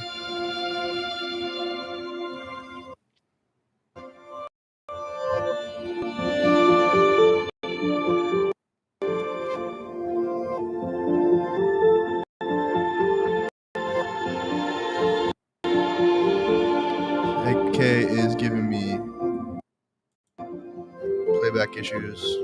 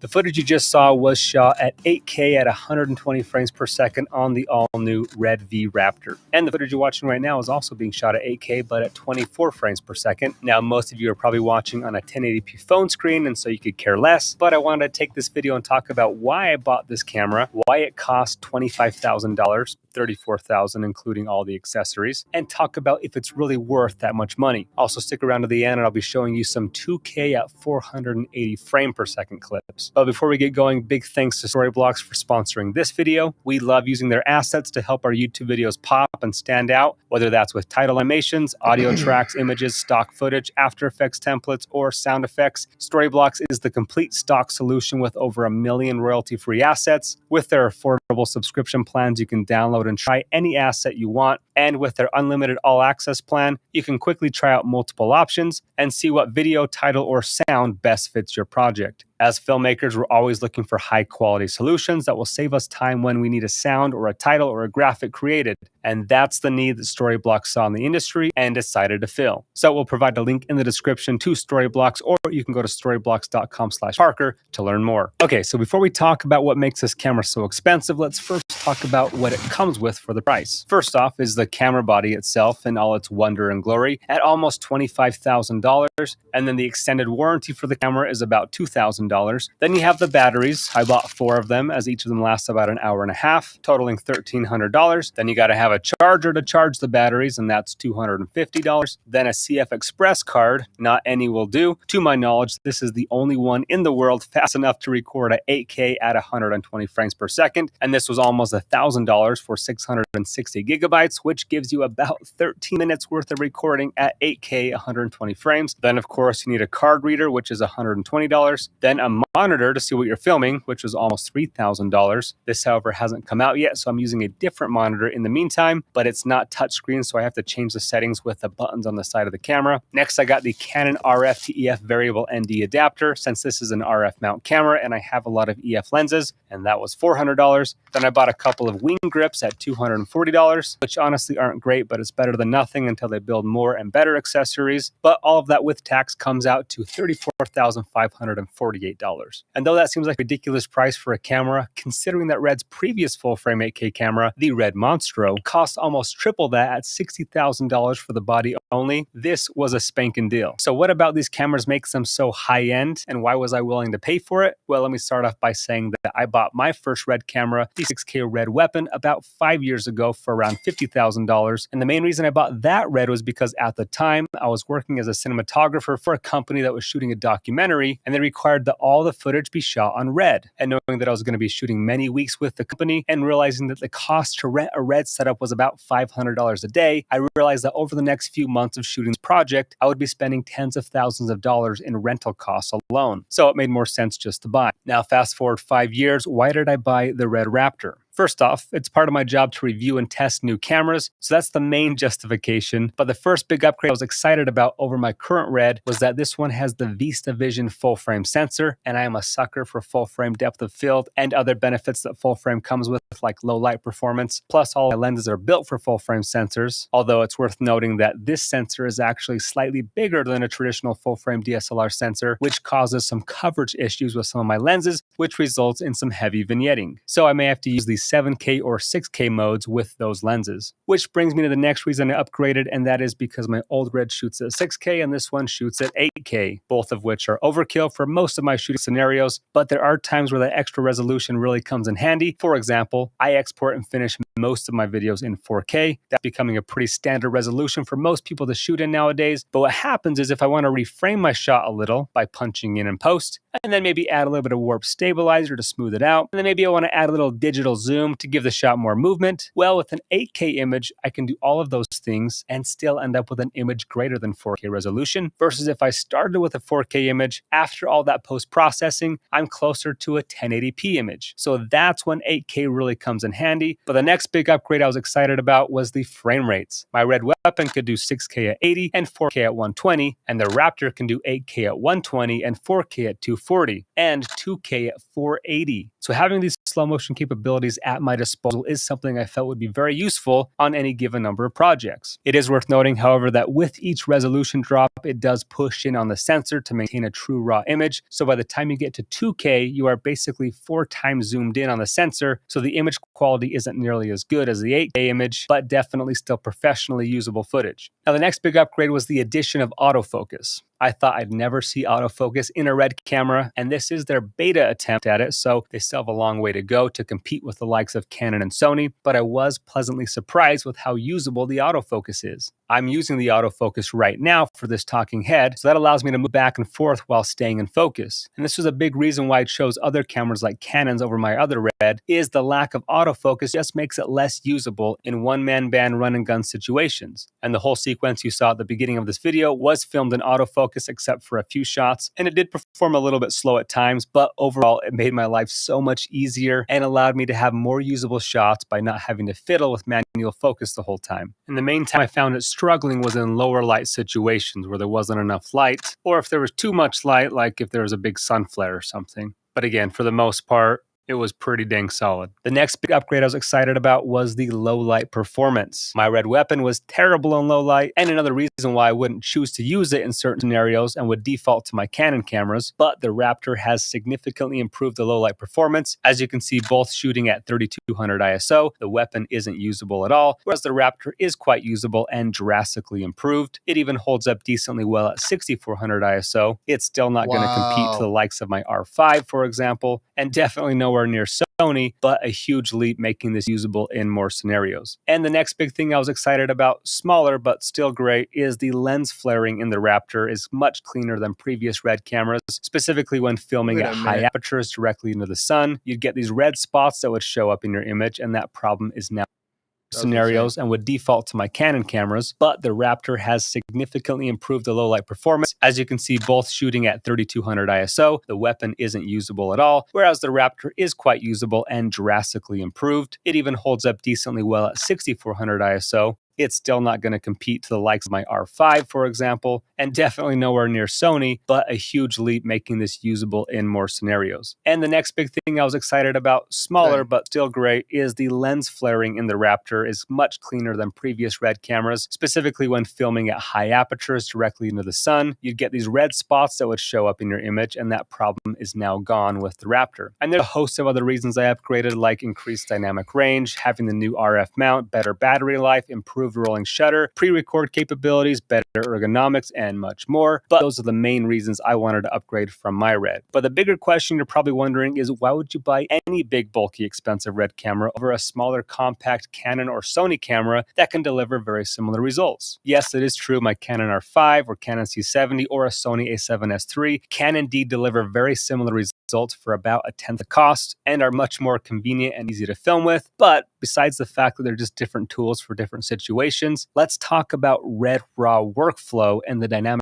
range and post flexibility that it delivers. Though my Canon R5 does indeed shoot 8K just like the Raptor, and the image quality is very similar to the Red, the R5 does, however, have overheating issues, a 30-minute record limit, doesn't have as high of dynamic range, not nearly as many frame rate options, and probably the biggest issue for me is that its codecs are painfully hard to edit, versus Red R3D RAW is just a nice codec to work with. Check out how each of these play back in Premiere Pro at 8K. This alone keeps me from shooting on the R5 at times, is the headache I know it's going to be to edit it in post. And yes, I can just make proxies, but that's an added step to my workflow that I hate making, especially for quick turnaround projects. Also, I'd say that even though the R5 and many cameras like it are now starting to shoot RAW, not all RAWs are created equally. The R5 shoots 12-bit RAW, whereas the Red shoots 16-bit RAW. There's just a lot more color information to work with, and I can make adjustments to color and exposure and color profiles directly to the metadata all inside Premiere Pro instead of using some third-party software. So when I'm shooting with Red, I set my white balance once at the beginning and hardly ever have to change it after because I know I can just change it in post. Same thing with ISO. I never adjust it when filming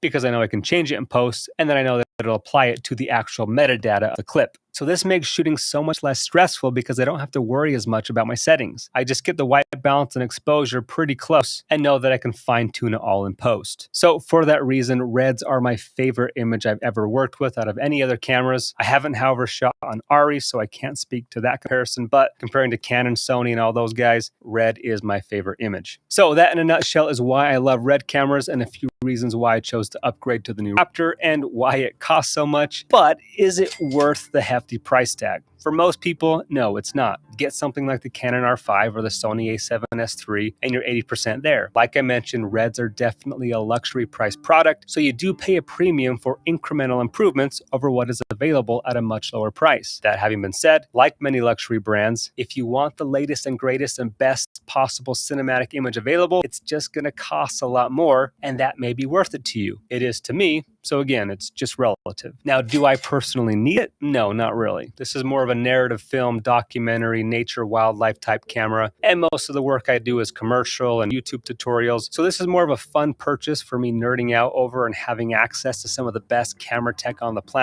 Similar to MKBHD, who shoots all of his YouTube videos on the Red at 8K, is definitely not necessary and definitely overkill, but I'm sure that he, like me, has a lot of fun working with the best cameras out there and finds a lot of joy creating the best quality images that he possibly can. And that's a point that I think is worth mentioning about buying new gear in general, is that at least for me and other creatives that I've talked to, when you buy a new piece of gear, it re-sparks the passion of filmmaking at times where I feel burnt out and uncreative. Having a new piece of gear with new capabilities just motivates me to get out and create and push myself to improve my skills to the level of my improved gear. So although I always talk about how new gear isn't the most important thing to creating great videos, it's definitely still a factor, if not as much because of the new specs of your camera, but because of the new motivation and fire that it helps create inside of you. And speaking of skills, make sure to check out fulltimefilmmaker.com to learn how to get the most out of any camera, not just Red cameras. For example, last week I shot my talking head on an iPhone and the footage turned out great. So it's just a matter of learning how to use the gear available to you. And lastly, don't forget to subscribe for more content just like this. And if you have any further questions, please let me know. You ready? Yep. And go ahead. Hang on, should have worked. And on the second day, he created water. And a man emerged forth and said, "But what about this water? The finest water, untouched by man, only touched by volcanic rock. And that water was Fiji water, Earth's finest water."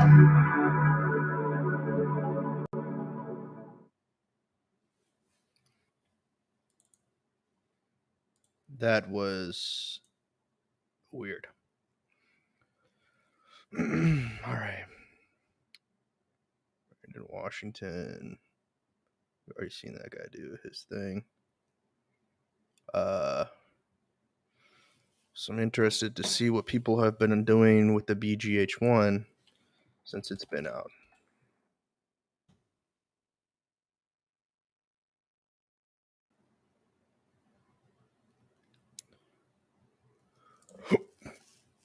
This new Micro Four Thirds camera would make a crap parrot for pirates, but also it's a bit of an oddity. Yet at the same time, it makes so much sense. But before we talk about that, the sponsor of this video, Squarespace, the place to go to if you want to set up your own website or online store. Play the video. I've got a lot of gear today. Let's count it. We've got 1, 2, 3, 4, 5, 6, 7, 8. Don't trust it. Maybe we should do a recount. Whenever you go to Sony event, they always give out Sony memory cards. So I've got a load of Sony memory cards.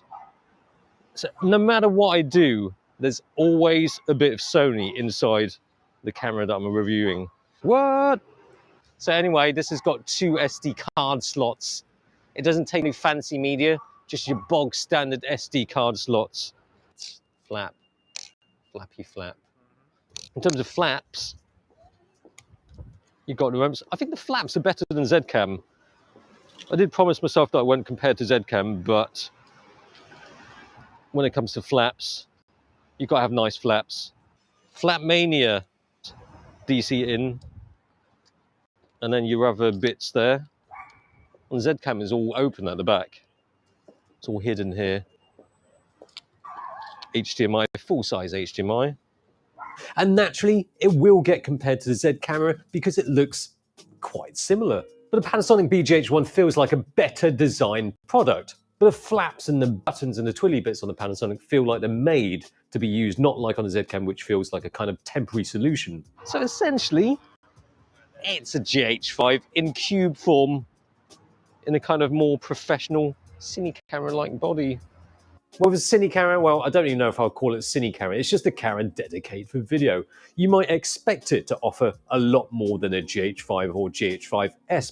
But sometimes the perks of shooting with a camera like this versus, say, a GH5 or GH5S is how the body is more suited to a professional environment. You've got your holes there, 1/4 mounting holes. They're just holes. You've got holes. 3 there, 3 there. And of course you've got holes at the bottom. You always need a hole on the bottom. At least one. But yes, the battery, there we are. That's no GH5 battery, that's for sure. That's because this is no GH5.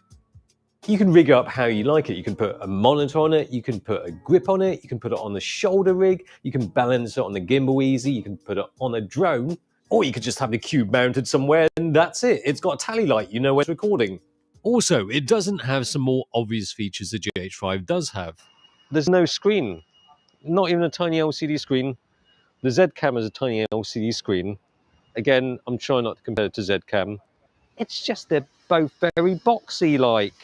So let me just download the app first. Panasonic, remote Panasonic TV control, Panasonic music stream, Panasonic microwave app. Not really. Smartphone connect. One problem is, with no monitor, I have no way of switching on the Wi-Fi. Okay, so I think we might have to use it without a monitor. Damn it. Let's just, it doesn't matter. Let's just do it like this. People didn't have a Atomos in the old days. So in the new days, we don't have one either. Yes, but in the old days, they also liked mullets and asbestos. It has to be said, though, the app is pretty nicely done. Mostly. I say mostly because it lacks some features that would make it really useful for video.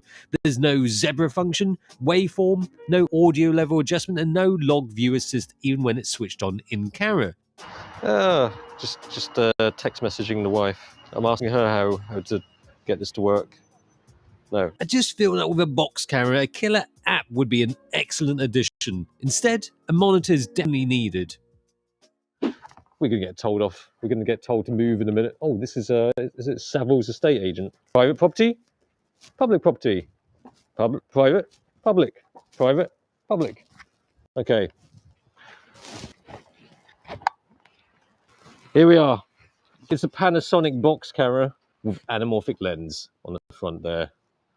Let's shoot some stuff before they tell us to piss off. So, best to piss off far away from here. Power on, baby. Power on Atomos. So, unlike the Z camera, which we will try not to mention too much because they're separate cameras and there's a video out of the Panasonic camera, the Z cam has a little menu system, a tiny LCD on the top, so you can navigate the menu system. This one doesn't have one. I kind of wish they'd put an LCD screen on the camera. At least you can start it up and change the settings without having to use a monitor. No! No! Don't tell me I brought the wrong battery out. This review is never going to happen, is it? I don't suppose you've got one of these batteries, have you done? Yeah, many. I've got many of them. Here? No. Oh, shit. So yes, it's a very nice camera. It's very cube-like. It's cube-shaped. It's got a red button there. But yes, it's fantastic. Oh wow, the dynamic range is superb, and it's cine camera-like. It's so cinematic. The easiest way is to just go with, oh, it's cinematic. Look at that. It's very anamorphic and cinematic at the same time, partly because of the lens, partly because of the camera. But essentially, it's just a GH5 in a different body. Well, I'd be wrong to say it's just a GH5 in a cube-shaped box, because that's not true. It's actually a GH5S in a cube-shaped body. But no, seriously, it's not like it's literally a GH5S chucked into a cube. The video does look pretty awesome-like. It holds those highlights a lot more beautifully than a GH5 or GH5S would do. The 10-bit 422 all-eye 4K video looks as gorgeous as you're going to get out of the Micro Four Thirds sensor. Like the GH5S, it has a dual native ISO sensor. Native ISOs when filming Vlog L being 400 and 2000, GH5S being 400 and 2500. Gives a cleaner output than the GH5, which I would never want to use at ISO 3200, but the BGH1 will look fine up to ISO 6400 if exposed a bit better than this. One thing you can't expect to be different, however, is the autofocus. As consumers, we're kind of so spoiled that we just expect new features every time, new headline features. But the headline feature with the BGH1 is not what's inside the box, but the box itself. This bare bones based and build up how you like it concept is not something that's meant to be sold to the regular consumer. It's a useful, affordable camera for broadcast. You can use it for live streaming using their software of Power over Ethernet, or use Panasonic's Boxy Box camera to film a recent Bokeh Bros vid with lock. It's great for this kind of filming. You can have it recording for hours with no overheating because it's got a fan and the image looks sweet without doing anything to it. It's just that not everyone is going to get it. It's a bit nichey, without some features that might have made it a bit more cine camera-like. Take built-in ND filters, for example. The addition of an easy-to-attach monitor made by themselves and a decent app would have made this a slicker camera to use too, with there being a large gap in between hybrids and cine cameras that is screaming to be filled. This could have appealed to a broader market, to those who think they want a more dedicated camera for video. But as it is, the BGH1 is for those who know exactly why they need it. Thanks for watching. See you again. Goodbye. Alright, so shout out to Squarespace. If you want to set up your own website or online store or just get your own domain, there's a discount code down below, which is my name, and you get 10% off your first order and a 14-day free trial. Why use Squarespace? Because it's fantastic and it makes setting up your own website super easy. You just pick from the whole array of templates on offer, customize it, and then you've pretty much got your own website. And there's 24/7 customer service just in case you get in any trouble. But yes, to make your next move with Squarespace, discount code right here and 14-day free trial. Makes sense. Thanks for watching. See ya. Do you know how many years of experience I've had making video? Over 10 years. I've even lost count how many years it is. It's that long. And I always make videos professionally and come prepared like a good Boy Scout. Man shoot your wedding? No, I don't do weddings. If you're going to ask, no way, no way. I don't like photographing happiness. What a disaster. So, moving on. I brought other stuff. Fucking hell.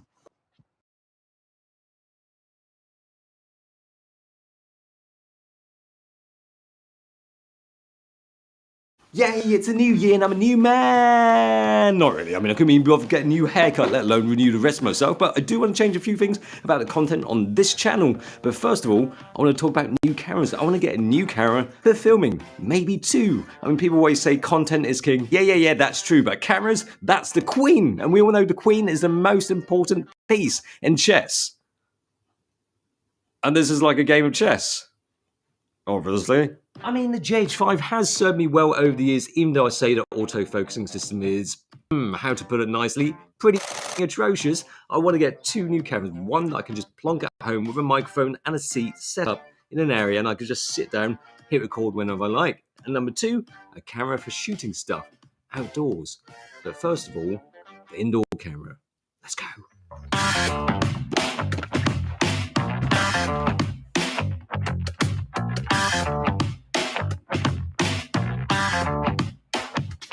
There's not really a camera in there. I wouldn't be that reckless, right? Well, anyway, that's the Zcam E2C, which is essentially the cheaper version of that. The E2 from Zcam. I guess that's what the C in the E2C stands for. Cheap, probably. Anyway, I really like the E2, which I reviewed last year.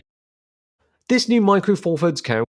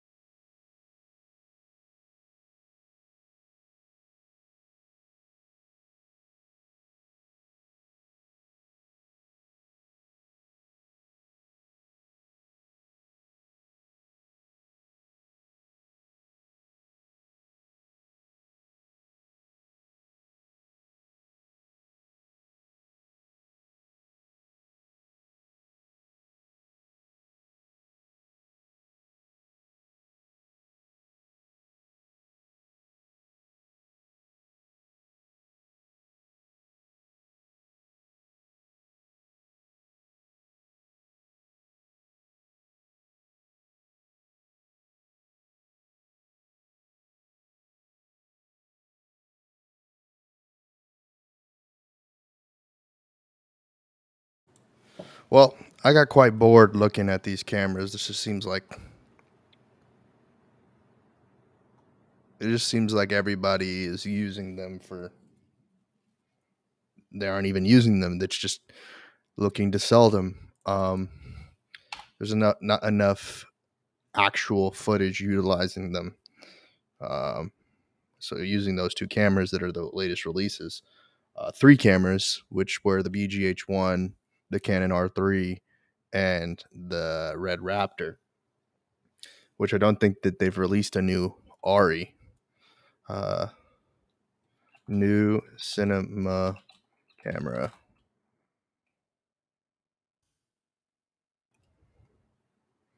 Red.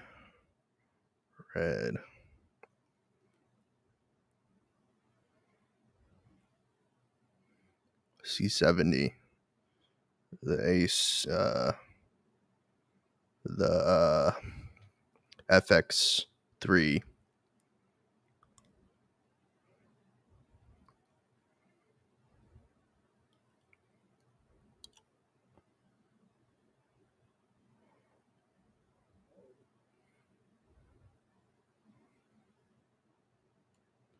Yeah, all pretty much regular cameras being sold.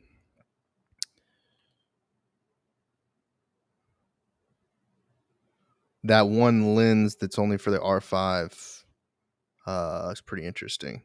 The VR lens for Canon, but in this space,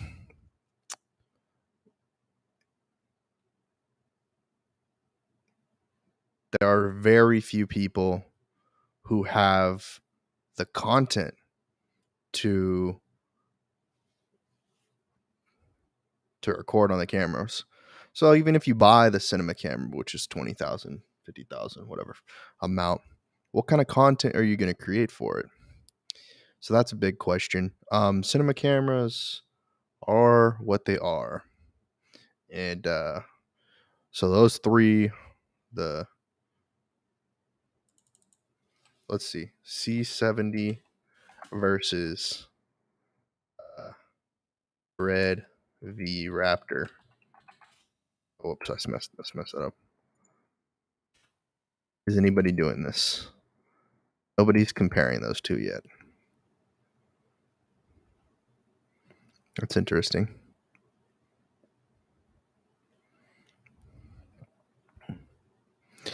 This is interesting. So it's out there. There's some conversation about a head-to-head on these sort of things, but there are very few people who can actually run the test. Ooh, look at this. This is an interesting.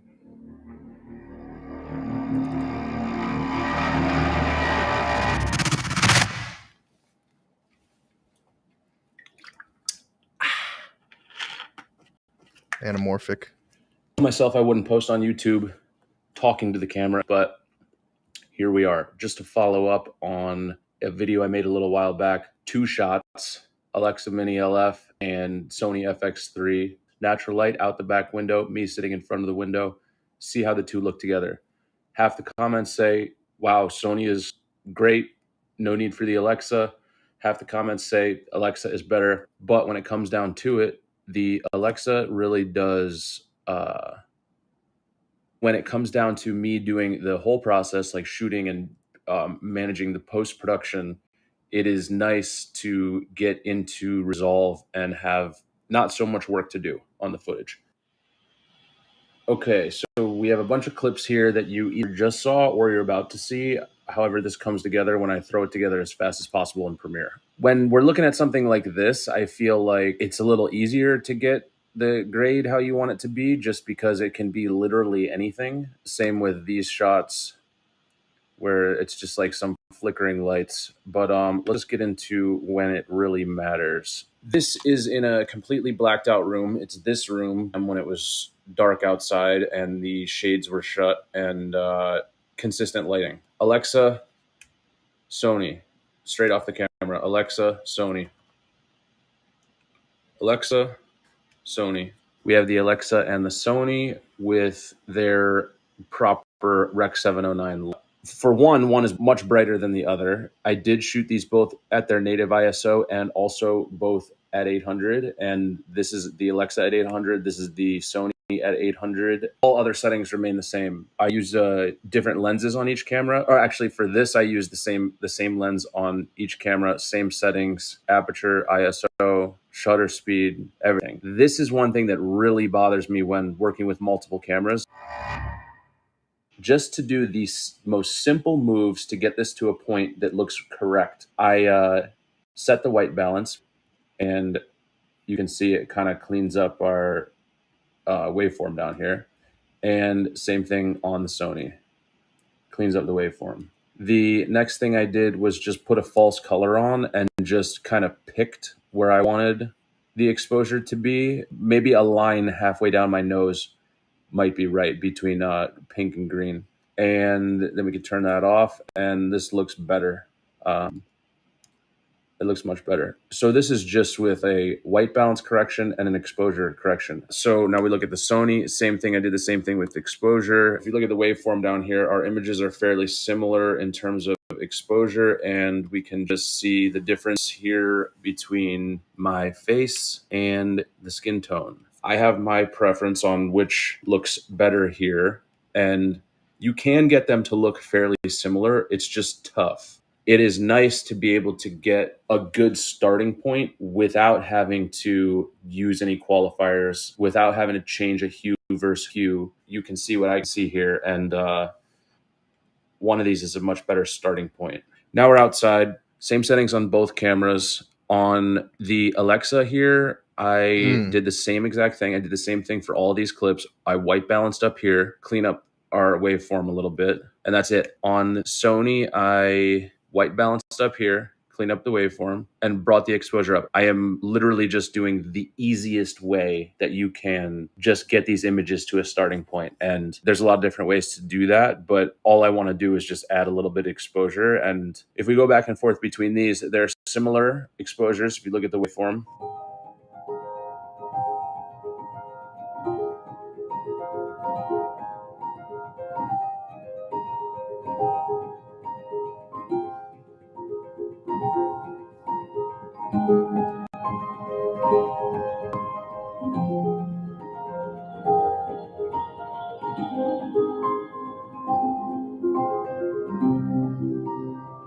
you can see the skin tones here on the Sony and on the Alexa.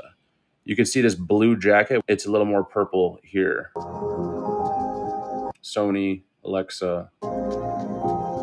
This is the Alexa just with the LUT. This is the Sony just with the LUT. ARRI 709, and this is S-Log 3, S-Gamut 3 Cine 2 709 LUT. White balance right here. I brought the exposure down, and we'll go back and forth.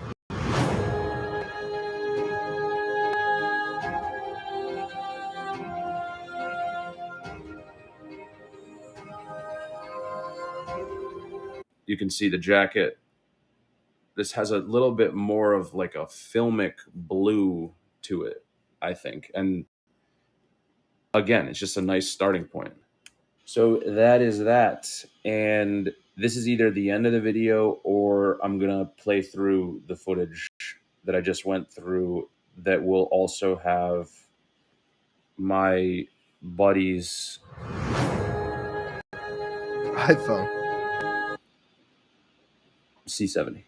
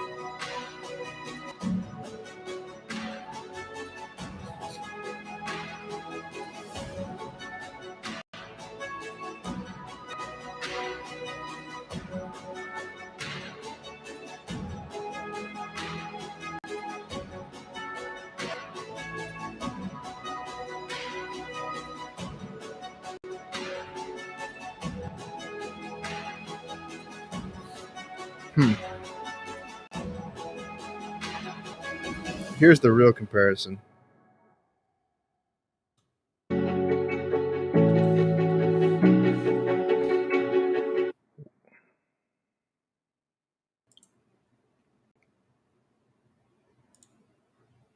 This video has been a long time coming, but finally it has arrived.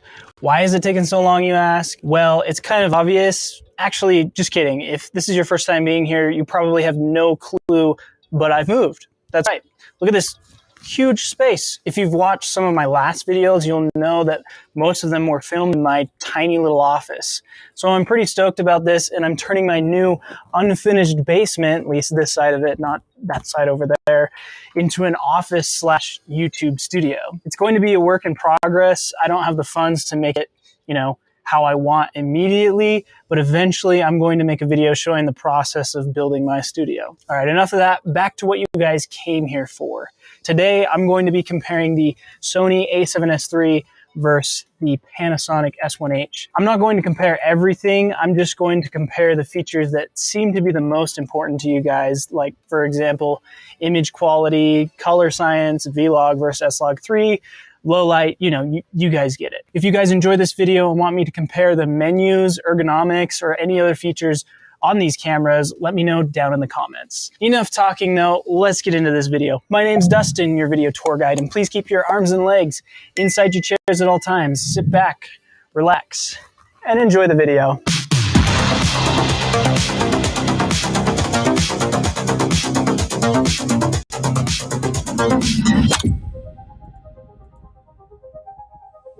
Real quick, before we get started, if you would like to get more involved with the community and just looking for some like-minded individuals, I have a Discord channel. You're more than welcome to join and hang out.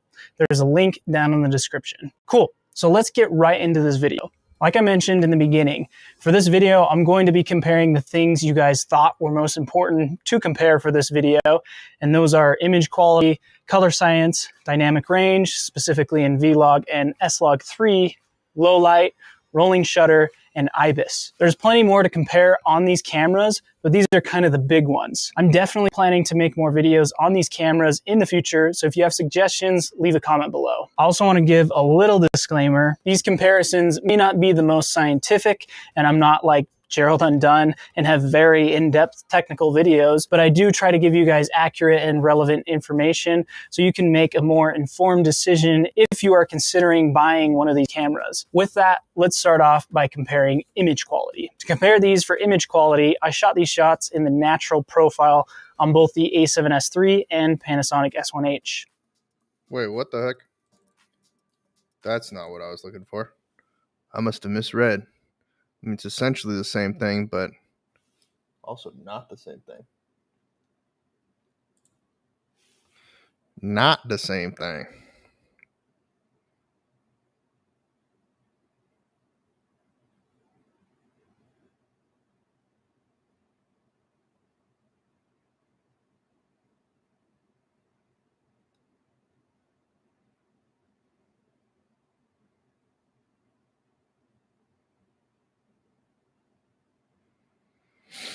All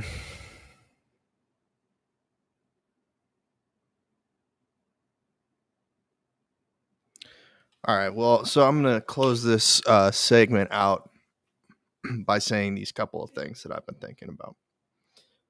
When it comes to distribution with cameras, for instance, at this time I'm using I think it's the GX85 or something like that, for the Panasonic Lumix GX85, and I'm sending that into an Atomos USB capture card that I got basically free with the Ninja. Generally speaking, I use the Elgato Camlink 4K with this camera, but I needed it for a different purpose, a different application.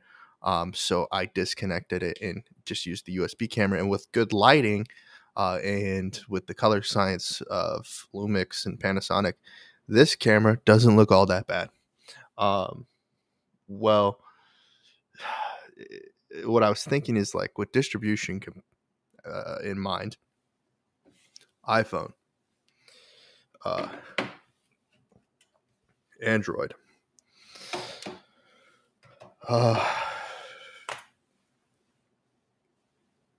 point and shoot. The camera I showed you earlier, the RP with the thing. This hunk of junk, which I've not set up yet to test it and see how it does better or worse with lighting.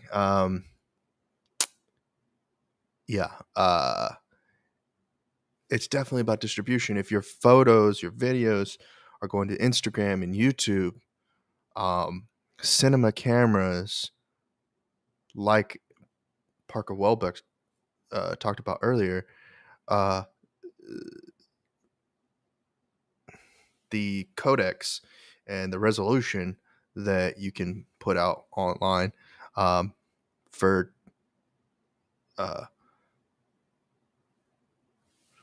quantity versus quality and consistency reasons, quantity and consistency are parallel in many ways, so that you are in the conversation most of the time. If you get exposure and you get discovery and you get listed on YouTube or something like that, and your video gets views, it generally doesn't matter what camera you're using now for quality reasons and for for making the attempt. Yes, the attempt to produce a image that is of the highest quality as far as pixel depth and color and whatnot, that has it has a lot to do with the camera, but has more to do with the operator and the director, the producer, everybody that's involved in capturing the best image. And for live video, for what I do primarily, the challenge is finding cameras, multi-camera, that are affordable, that have hardware functionality and whatnot, that allows you to change the accessories that go with the camera relatively easily, and then software and things. And so it becomes more of a math equation to what camera can you accomplish the job with. And with general vlogging and stuff like that, your iPhone and some sort of stabilizer is best, even if it's just your hand and proper like holding. Like if you hold it like that, you're going to have more of a grip on the device if you hold it like that than if you hold it like this, because now you don't have as many points of contact on the device. You go like that, now you have more points of contact on the front, the back, the side, and everywhere around the device. So leverage and whatnot, and a little bit of using your arm as like a stabilizing device allows you. And it's all. And another thing is against distribution. TikToks, Instagram stories, and whatnot. They require that. I mean, consumers, viewers, consumers, people watch video vertically, and so you're capturing vertical video versus capturing horizontal video, which is traditional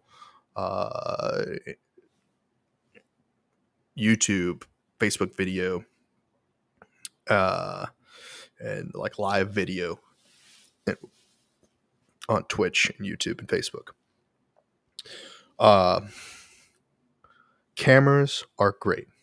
New iPhones, new mirrorless cameras, new cinema cameras, new drones, new things to the wow factor, the sizzle,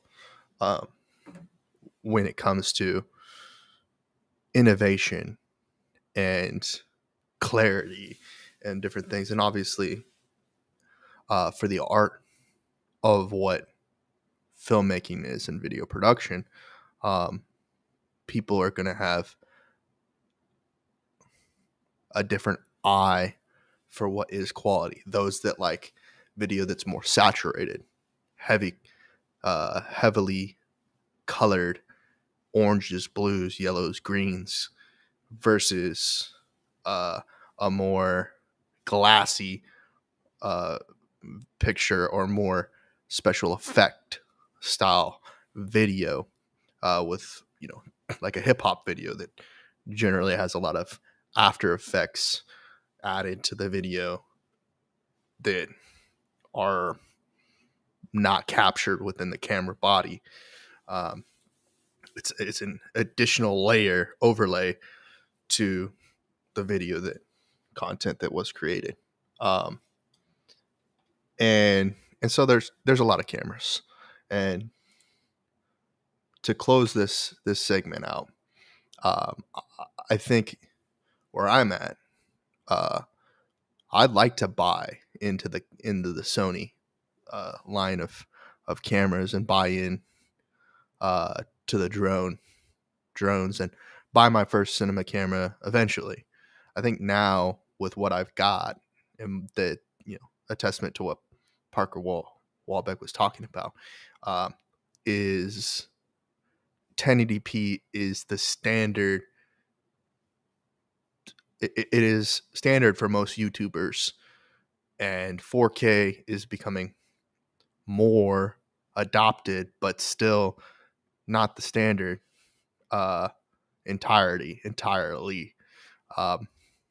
So that being said, there isn't much that I'm really yearning for. Obviously, I really like the V Raptor from what I've said previously, and I'm interested in the FX3 and interested in a bunch of different cameras.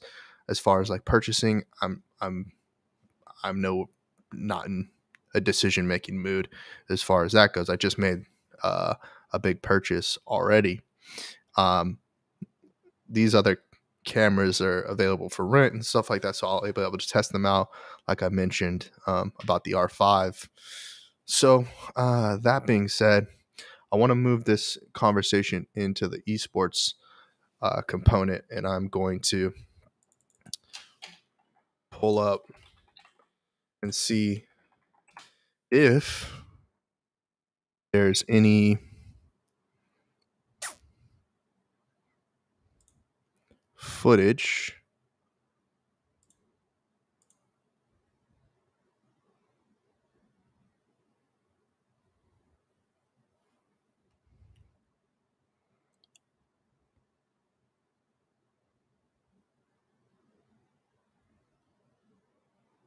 doesn't look like it.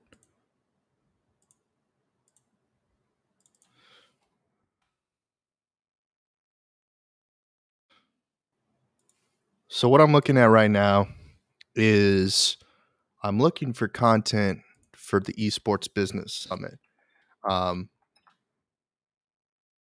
But there's only content from 2019.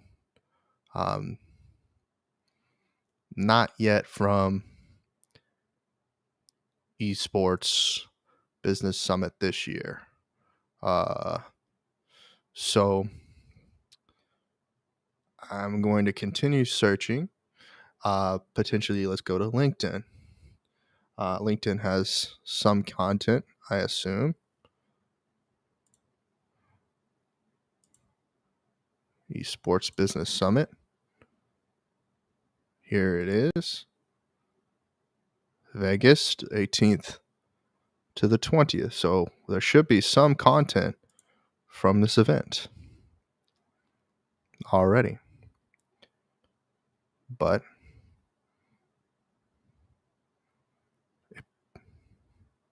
it seems there's no content. Let's go to their website. Okay. Esports Business Summit, brands, media, tech teams together. All esports, all business, all week. The only event connecting the entire esports ecosystem. Right.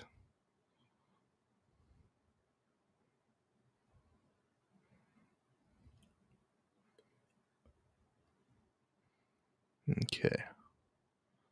And you're telling me there's no coverage whatsoever of this event already. Okay. Well, maybe we can find some posts from other people.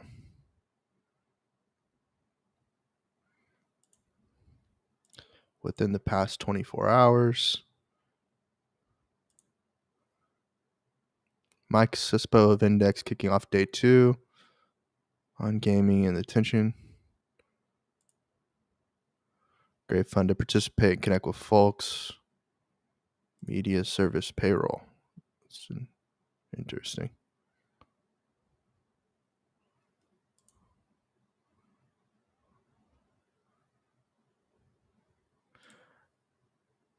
It looks like they kind of dialed down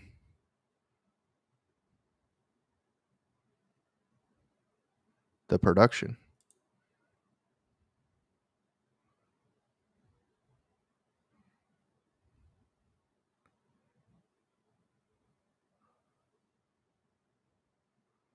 Okay, this looks like Twitch had a nice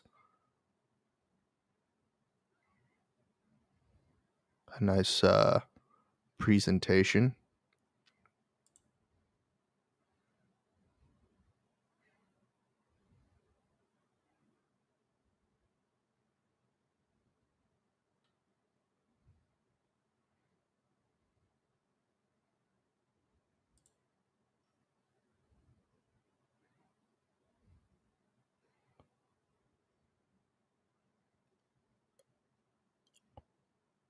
Huh.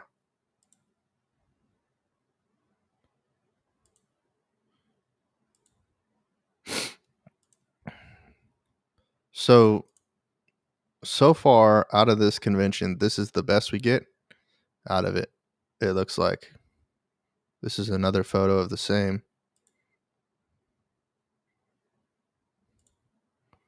But it doesn't look like we're getting any video, which is disappointing. To a great degree. Let's see. Did they Twitch at all? Sports business summit. Wait. What the heck? Oh, here we go. Here's 11 minutes. Hey everyone! Brewed for gaming. Check this out.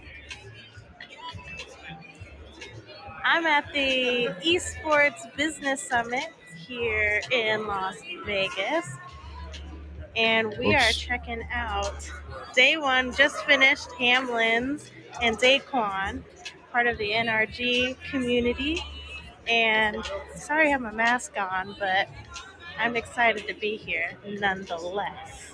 Let's go check it out. I wonder if I could flip my screen.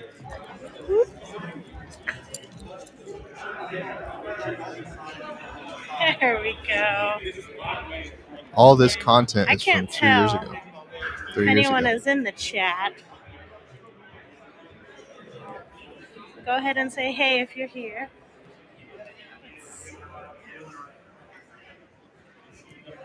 I feel like I'm not very steady with this. Let me know if you can hear me, if my sound is good.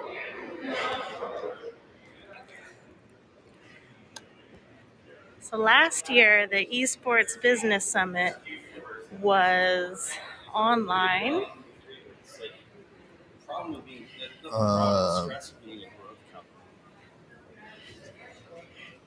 So many cool people here. Everybody I bumped into is super nice. Let's flip you around.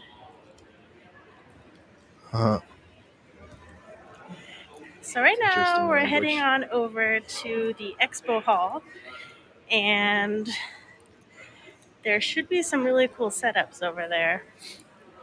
I am told there will be beer. Sorry, it's so close to my face. Oh, I gotta throw away this cup. You guys gotta see this view. It's crazy. If you've never been to the Caesar's Palace, check out this view from where I am.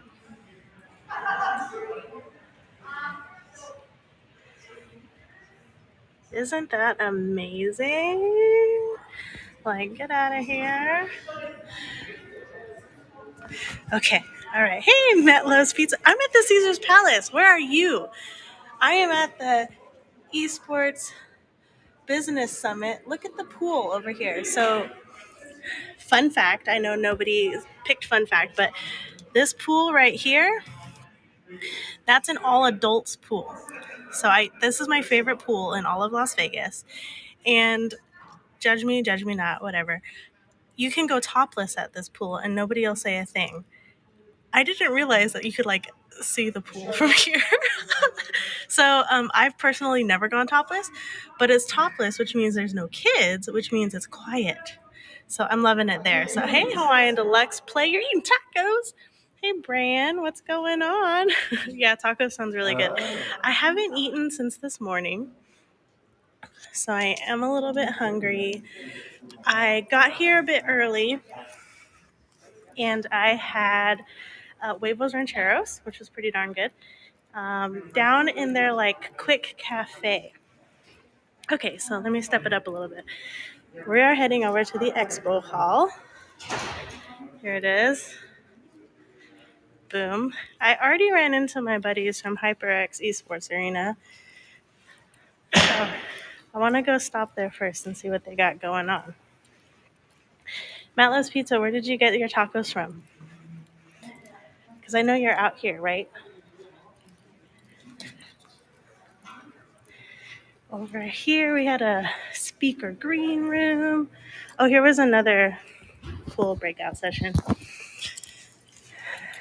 NFTs and esports. I wasn't able to go to that one. I went to the grassroots community building workshop, which was pretty cool. All right, here we go. I feel like I've been walking forever. This place is huge, by the way. I didn't realize that their expo area was so big. There's like floors and floors and floors of conference rooms. All right, let's check it out. You guys will see it with me together. Okay, here we go. This poor lady, I've talked to her like 15 times today.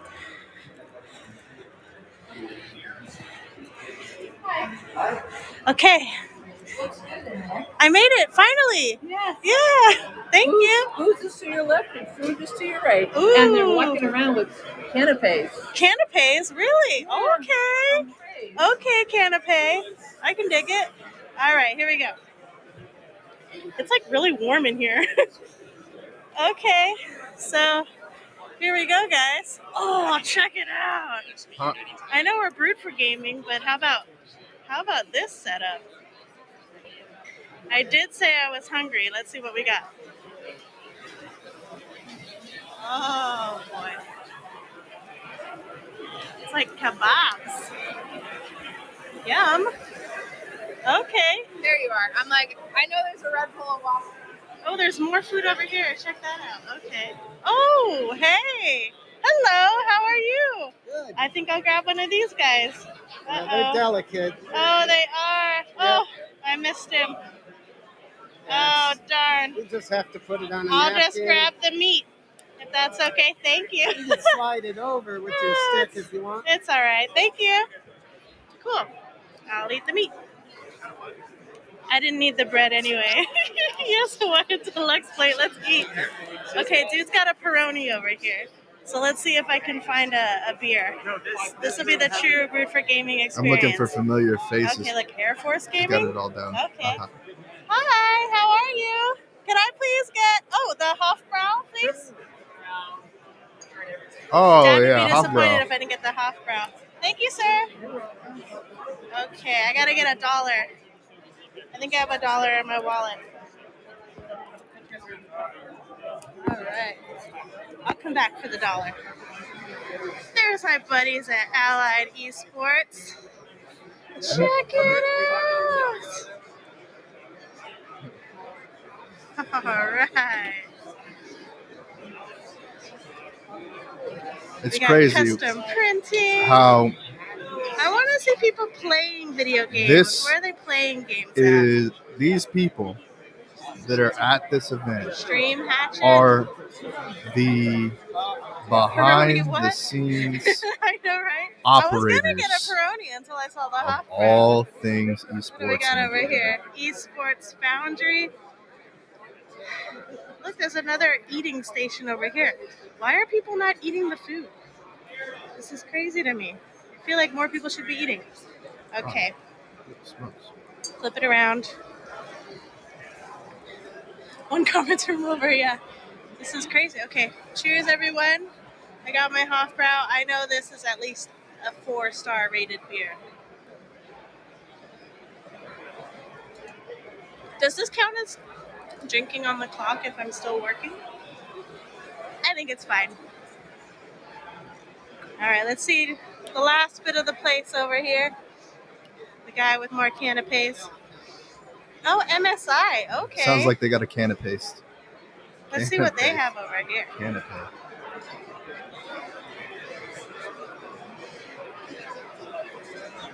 They have a little bit of swag. I wonder if they're just waiting to get set up. Oh, look at that artwork. Skulls. Oh, this is like branded gear and stuff. Their website's kind of expensive.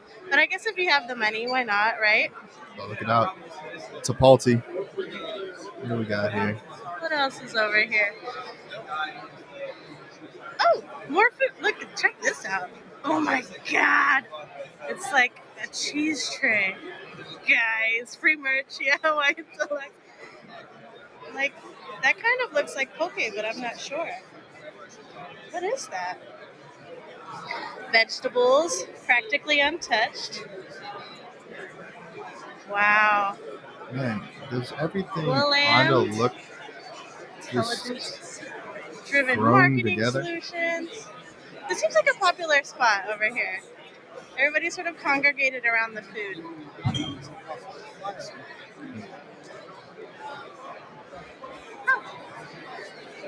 And Coke. Oh, this is the one I wanted to talk to. The Coalition of Parents in Esports. I feel like so many kids are into esports these days, and parents don't really know how to handle that.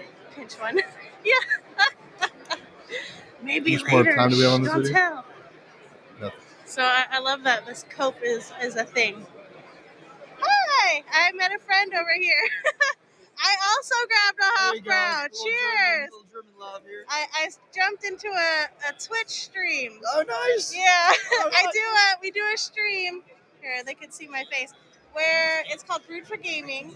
So we drink beer and we play video games. I love so it. I was like, I love I gotta it. grab a beer. Yeah, absolutely. I'm gonna have to catch up with you. I'm gonna log Yeah, no, off. go ahead, go ahead. Good seeing Catch you you. later. Yeah. Yeah, see, I made friends. So I wish you all could be here with us. Mostly I wish Rayman were here. I think he would have had a lot of fun today.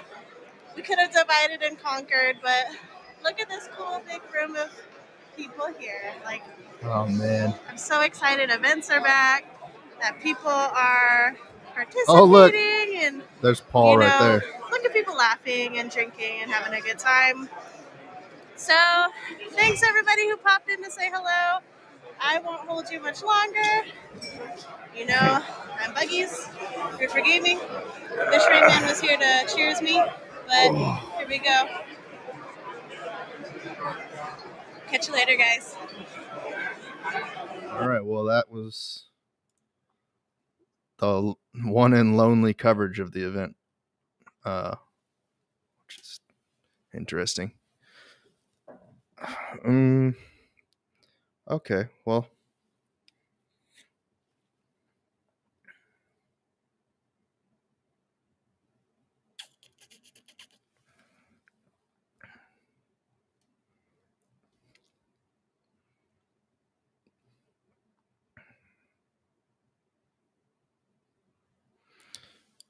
And that's it?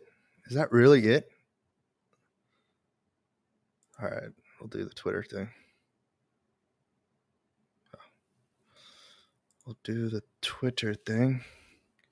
Esports Business Summit.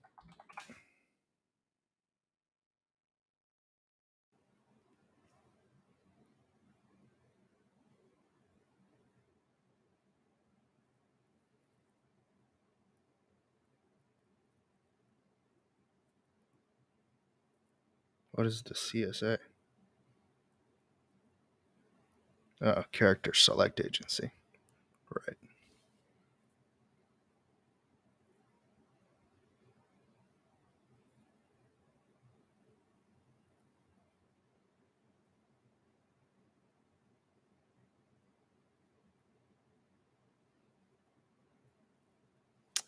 A lot of Twitter people.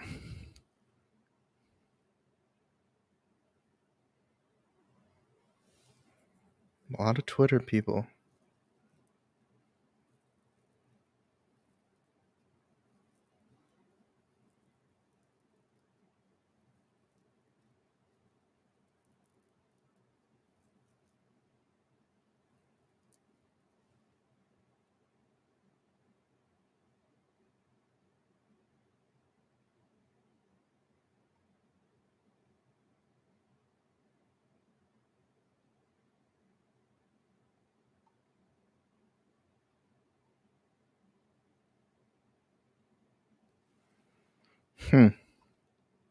Almost no content. No real content, which is interesting.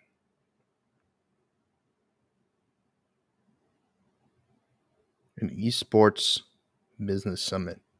No content.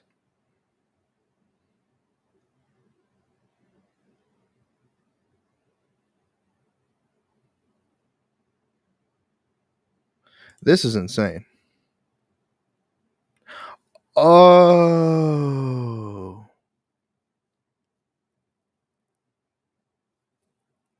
Oh, wow.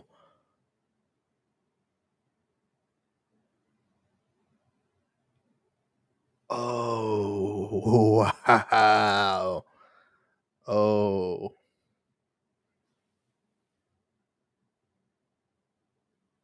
Oh, wow. I bet you that was controversial.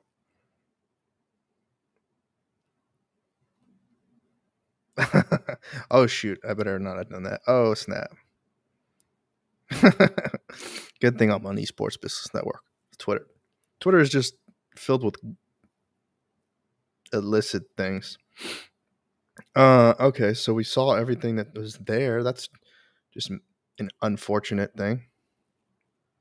We'll just switch this real quick.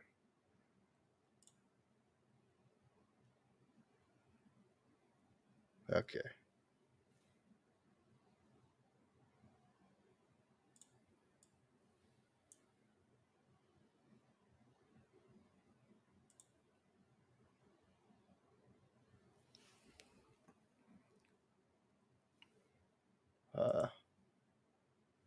I gotta find my phone.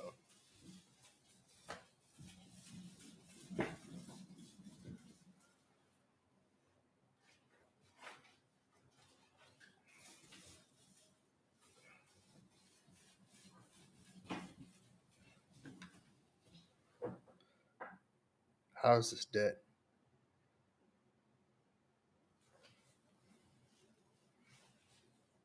Nice.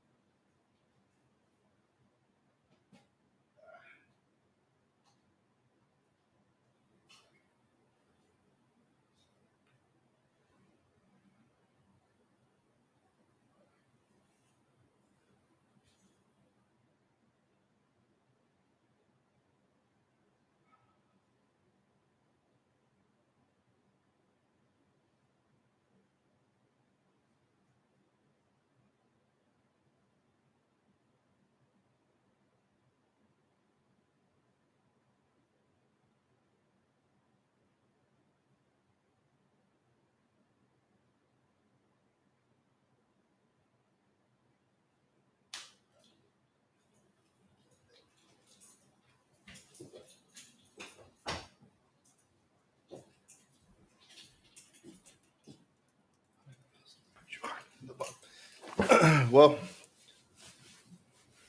my phone's dead, so we won't be doing that.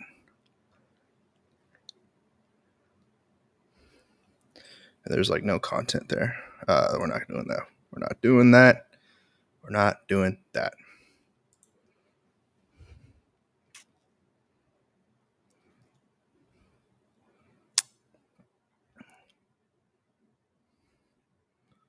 Let's see. Esports business. I'm gonna do this again. Why I spelled that right? Let's check this out. 5 days ago. It's weird.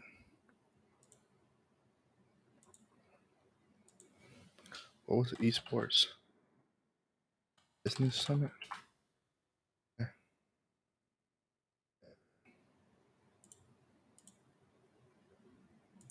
Anyway, upload date. See, this is me and my stuff, but why is my stuff at the top?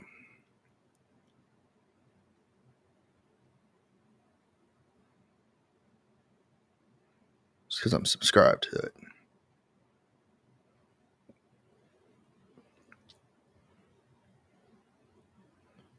Here we go. Let's go back here. All right, it's got to be at the bottom, right? It's going to be like YouTube. Oh, man, what the heck? All right, where's Synopsis? This is Synopsis Esports. I duplicate this tab. Synopsis Esports. Upload date.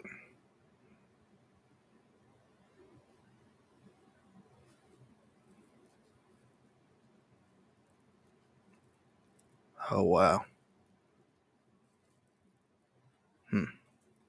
No content.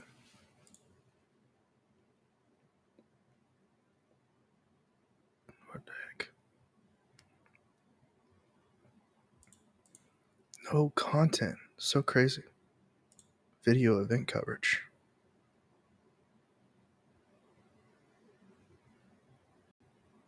$2019.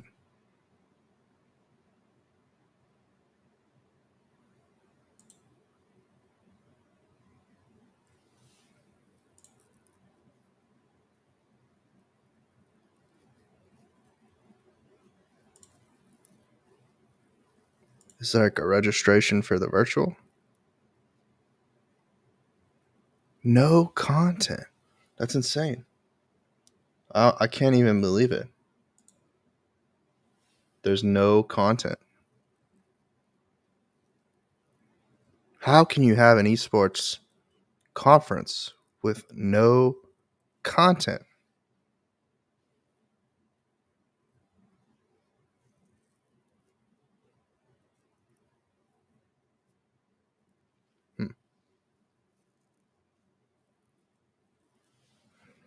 I found that to be crazy. So, other than that, can we get a recap? Dota 2 International 2021 highlights.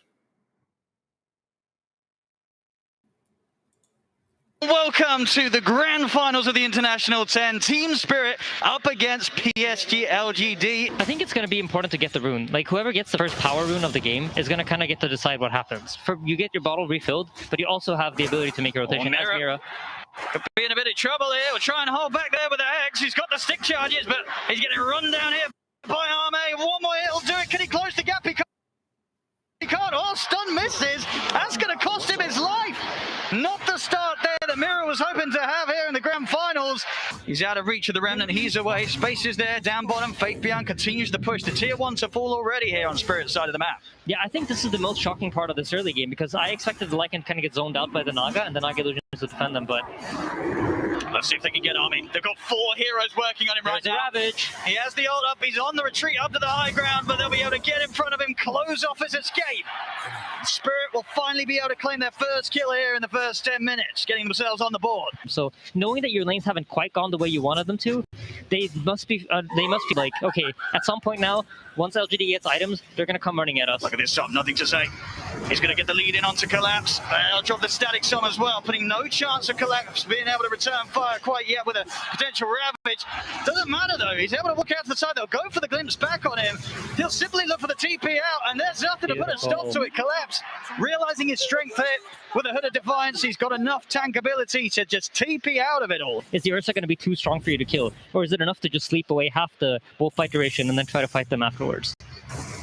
I think we're definitely going to see Yatoro start to increase the lead against Arme. Bottom lane, White. He'll drop the Static Storm, trying to save himself, but Collapse and Maposhka will run him down, take him out. Faith Beyond, he's looking to get involved in this with the back of a nothing to say being brought over by Jingyu. They will get Maposhka. Can the 3 of them get Collapse? They're trying to commit their best onto him. They will leave the 2 cores behind it. Jingyu trying to let nothing to say and Faith Beyond finish the job, but they just can't. The damage isn't there. He has Manta and Aghanim Scepter at 17 minutes into the game. He's crazy farm. This is, I mean, Yatoro, it really has been eyes on him throughout the whole tournament and performance of Spirit. Top lane setups there with the net. That's the mid gone. Nothing to say. Going down, Yatoro. Instant song I'm gonna need a TP. shorter As he version knows of the this, response if will be there there is from PSG. LGD gets out. I'm gonna need like a under 4 minute, like condensed version. That was not the one.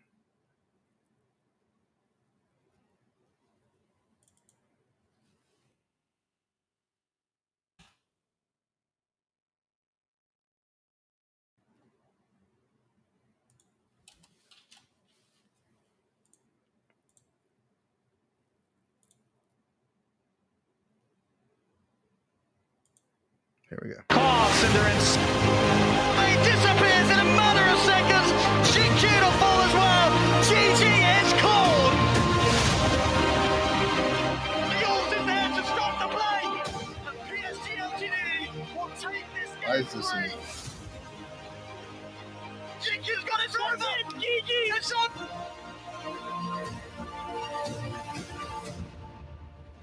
So Team Spirit won the Dota 2 International.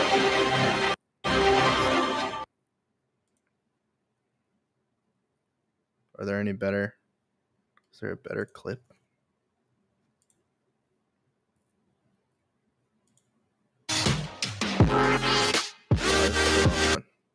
That's not it. That's not it.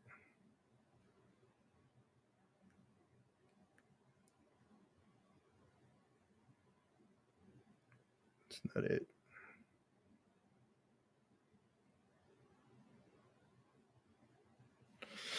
Okay. Well, we got League up until November, so Team Spirit takes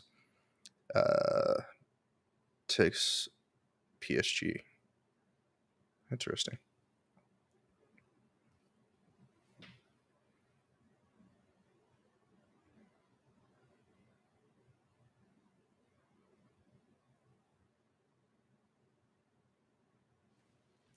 It's insane. Here's something that's insane. For the largest prize pool in esports being Dota 2,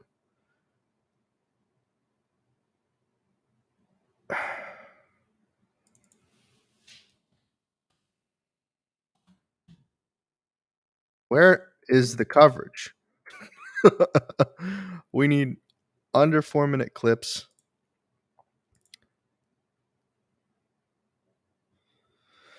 Two years ago, just a recap. It's been 2 days. You'd think a recap video would be done like literally same day.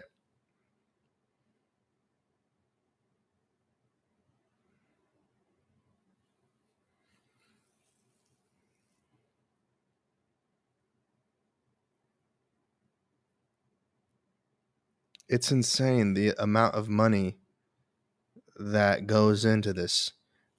And there's no replay coverage and after match coverage that's distributed by Valve, by Dota, by anybody.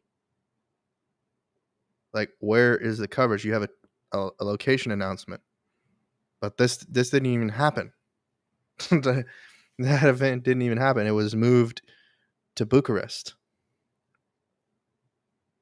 It's just like, what the heck is going on with esports?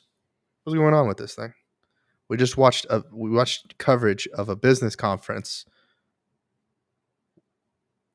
with esports. What is going on?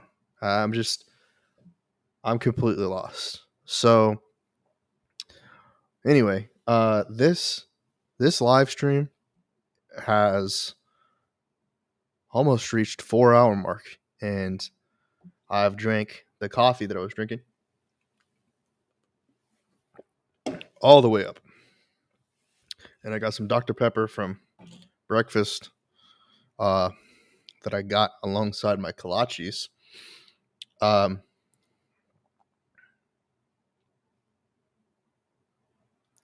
We covered it all. We covered NFTs. We covered cameras. Covered esports. I think if I had a co-host that was also suggesting ideas, things to cover, things to watch, we would be potentially watching more, having more valuable content and more content in general when it comes to the NFT, camera, and esports conversations. I think the thing is these three things are very much on my mind. Cameras not particularly, but video production is definitely something that's on my mind consistently. I'm always wanting to get on live stream. I'm always wanting to go create some form of content. I'm really not good at vlogging. But maybe I'll eventually get good at vlogging as well. But yeah, so let's close this thing out. Once again, this has been a great Trent Knox show live stream. We've talked about the NFTs. We've talked about the cameras. We've talked about esports. We hit on all the big topics in esports as well, as far as the international, the esports business conference. Of course, there are other aspects of esports going on, and we can always go and look at Smash.gg or any other tournament platforms to see what else is going on. I know there are a couple more events out there that will be happening. Esports Bar, DreamHack later on. DreamHack in Stockholm or Sweden or whatever. Yeah, and I'm kind of disappointed that I wasn't able to attend the Esports Business Summit and the Tempest Awards. But that's neither here nor there. I thought I was not going to be available to go, but you can't make those sorts of decisions last minute without seeing the bigger picture, which for me, I couldn't see the bigger picture. The value for the Esports Business Summit was not there. And it's not to do with the people. It's not to do with those that I know and I don't know. It has to do with some of the similar things that I mentioned about the international, and they're not being it's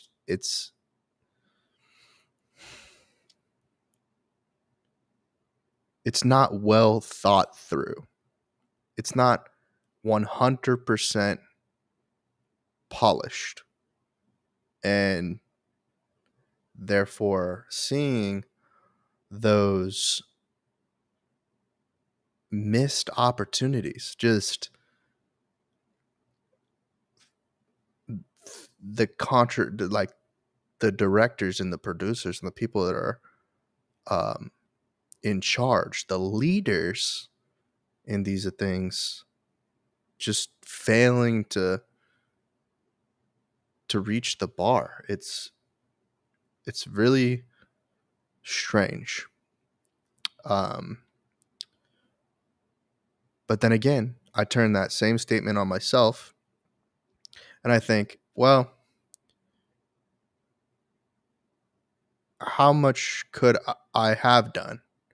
Am I doing too little or too much? And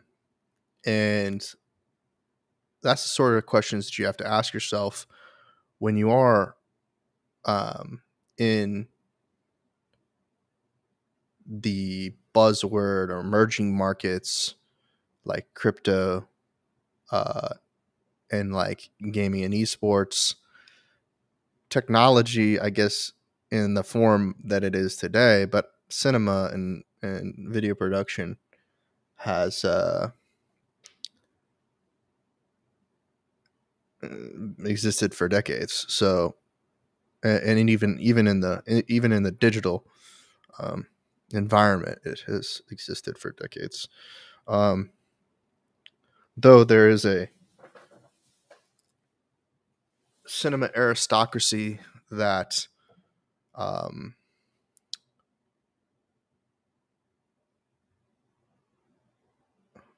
throws shade at the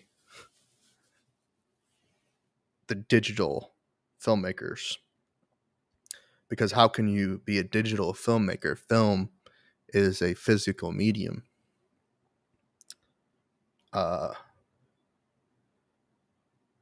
And as there has been innovation within the digital format, there's been the same to a degree in the physical format. And while shooting on film is very expensive because of the development process that it takes to get film to digital in order for distribution, it's something that I particularly am not of the right tax bracket to give too much time and attention to. Although I feel I don't feel right about that, because I feel like that there's something being, I feel like that's like, it's being kept to a certain socioeconomic class that's able to afford to shoot on film. And that's just the case that it is. I don't feel right about it, but it is what it is. Yeah. And alongside podcasting and all of these other forms of medium, I think that I'm ready to get back into podcasting. I think this live stream is a testament to that. I'm looking at November to really get back into it. We shall see. We shall see. I wouldn't say this isn't really going to be one of those episodes that goes on to the podcast. I'll probably change the title and everything for those people who need long form content. But we did 4 hours, and it's a video, it's a visual form of content. This isn't audio.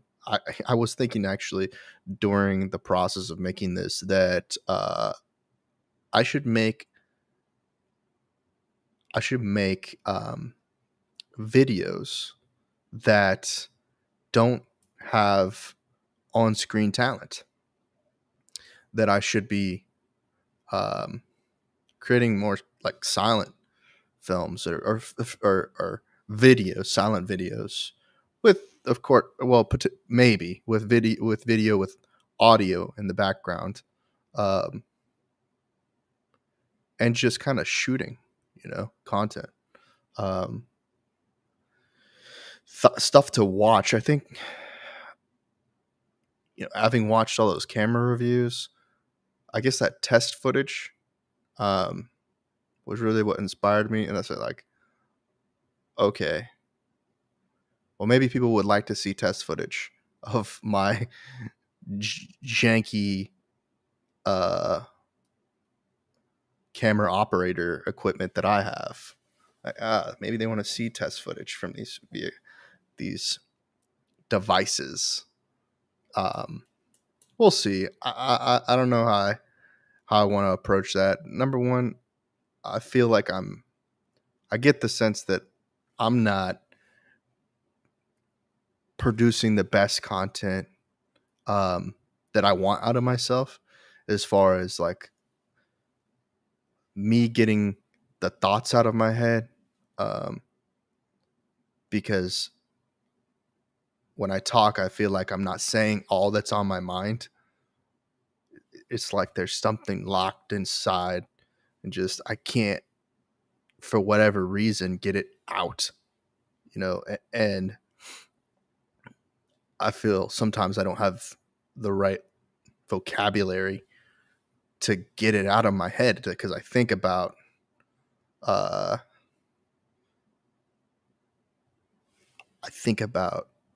what's the next opportunity, for myself as a freelancer. How do I get discovered? And it's not a question. It's the next place that I'll get discovered, whether it be Craigslist, Fiverr, Upwork, Facebook, Instagram. Where's the next place that I'll get discovered? How? What is it that? How do I make the content that I'm creating more compelling and attractive, to where I'm getting passive leads to create more content for profit, and less content for cost, less, being less of a consumer, because at this point in time I'm consuming while at the same time producing, which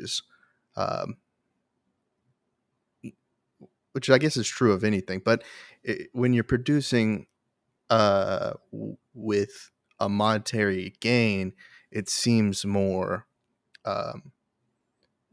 fulfills. It is more fulfilling, because then you can do the things that are more consumer centric, like go on vacation, buy buy good food, pay for gasoline, do like purchase more perishable things, even though that's just like a terrible thing to think about, because things just don't last as long as they used to, is what people say. But then the argument against that is, oh, you just don't have it, so not having it means that you can't get it. So if you're not a wealthy person, you just can't get the new thing that has the new technology that, and this goes for cameras, cars, houses, planes, jewelry, clothing, any sort of consumer product, because there's always the new, better thing, right? The advertising, the packaging, everything goes into something that's new, and it just sucks, because this goes back to like why esports is like, dang man, it could be done way better if it was just, if there was more thought put into it, and that there was more profit coming in. That's the challenge. Not enough profit coming in order to support the better packaging, better advertising, better content creation. Or maybe it's just a negligence. And that's the thing that bothers me most, is when the leadership and the people that are in power are negligent. They just don't think. Like, they underthink. And underthinking is way worse than overthinking. Underthinking is way worse than overthinking.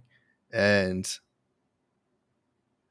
the adequate amount of thinking, or just like passively thinking, leads more to underthinking than overthinking. Underthinking is way worse than overthinking. It's just a fact of the matter. And I'll have that argument with anybody, you know? And if you don't understand what I'm saying, then it sounds like you're an underthinker and an underachiever and somebody that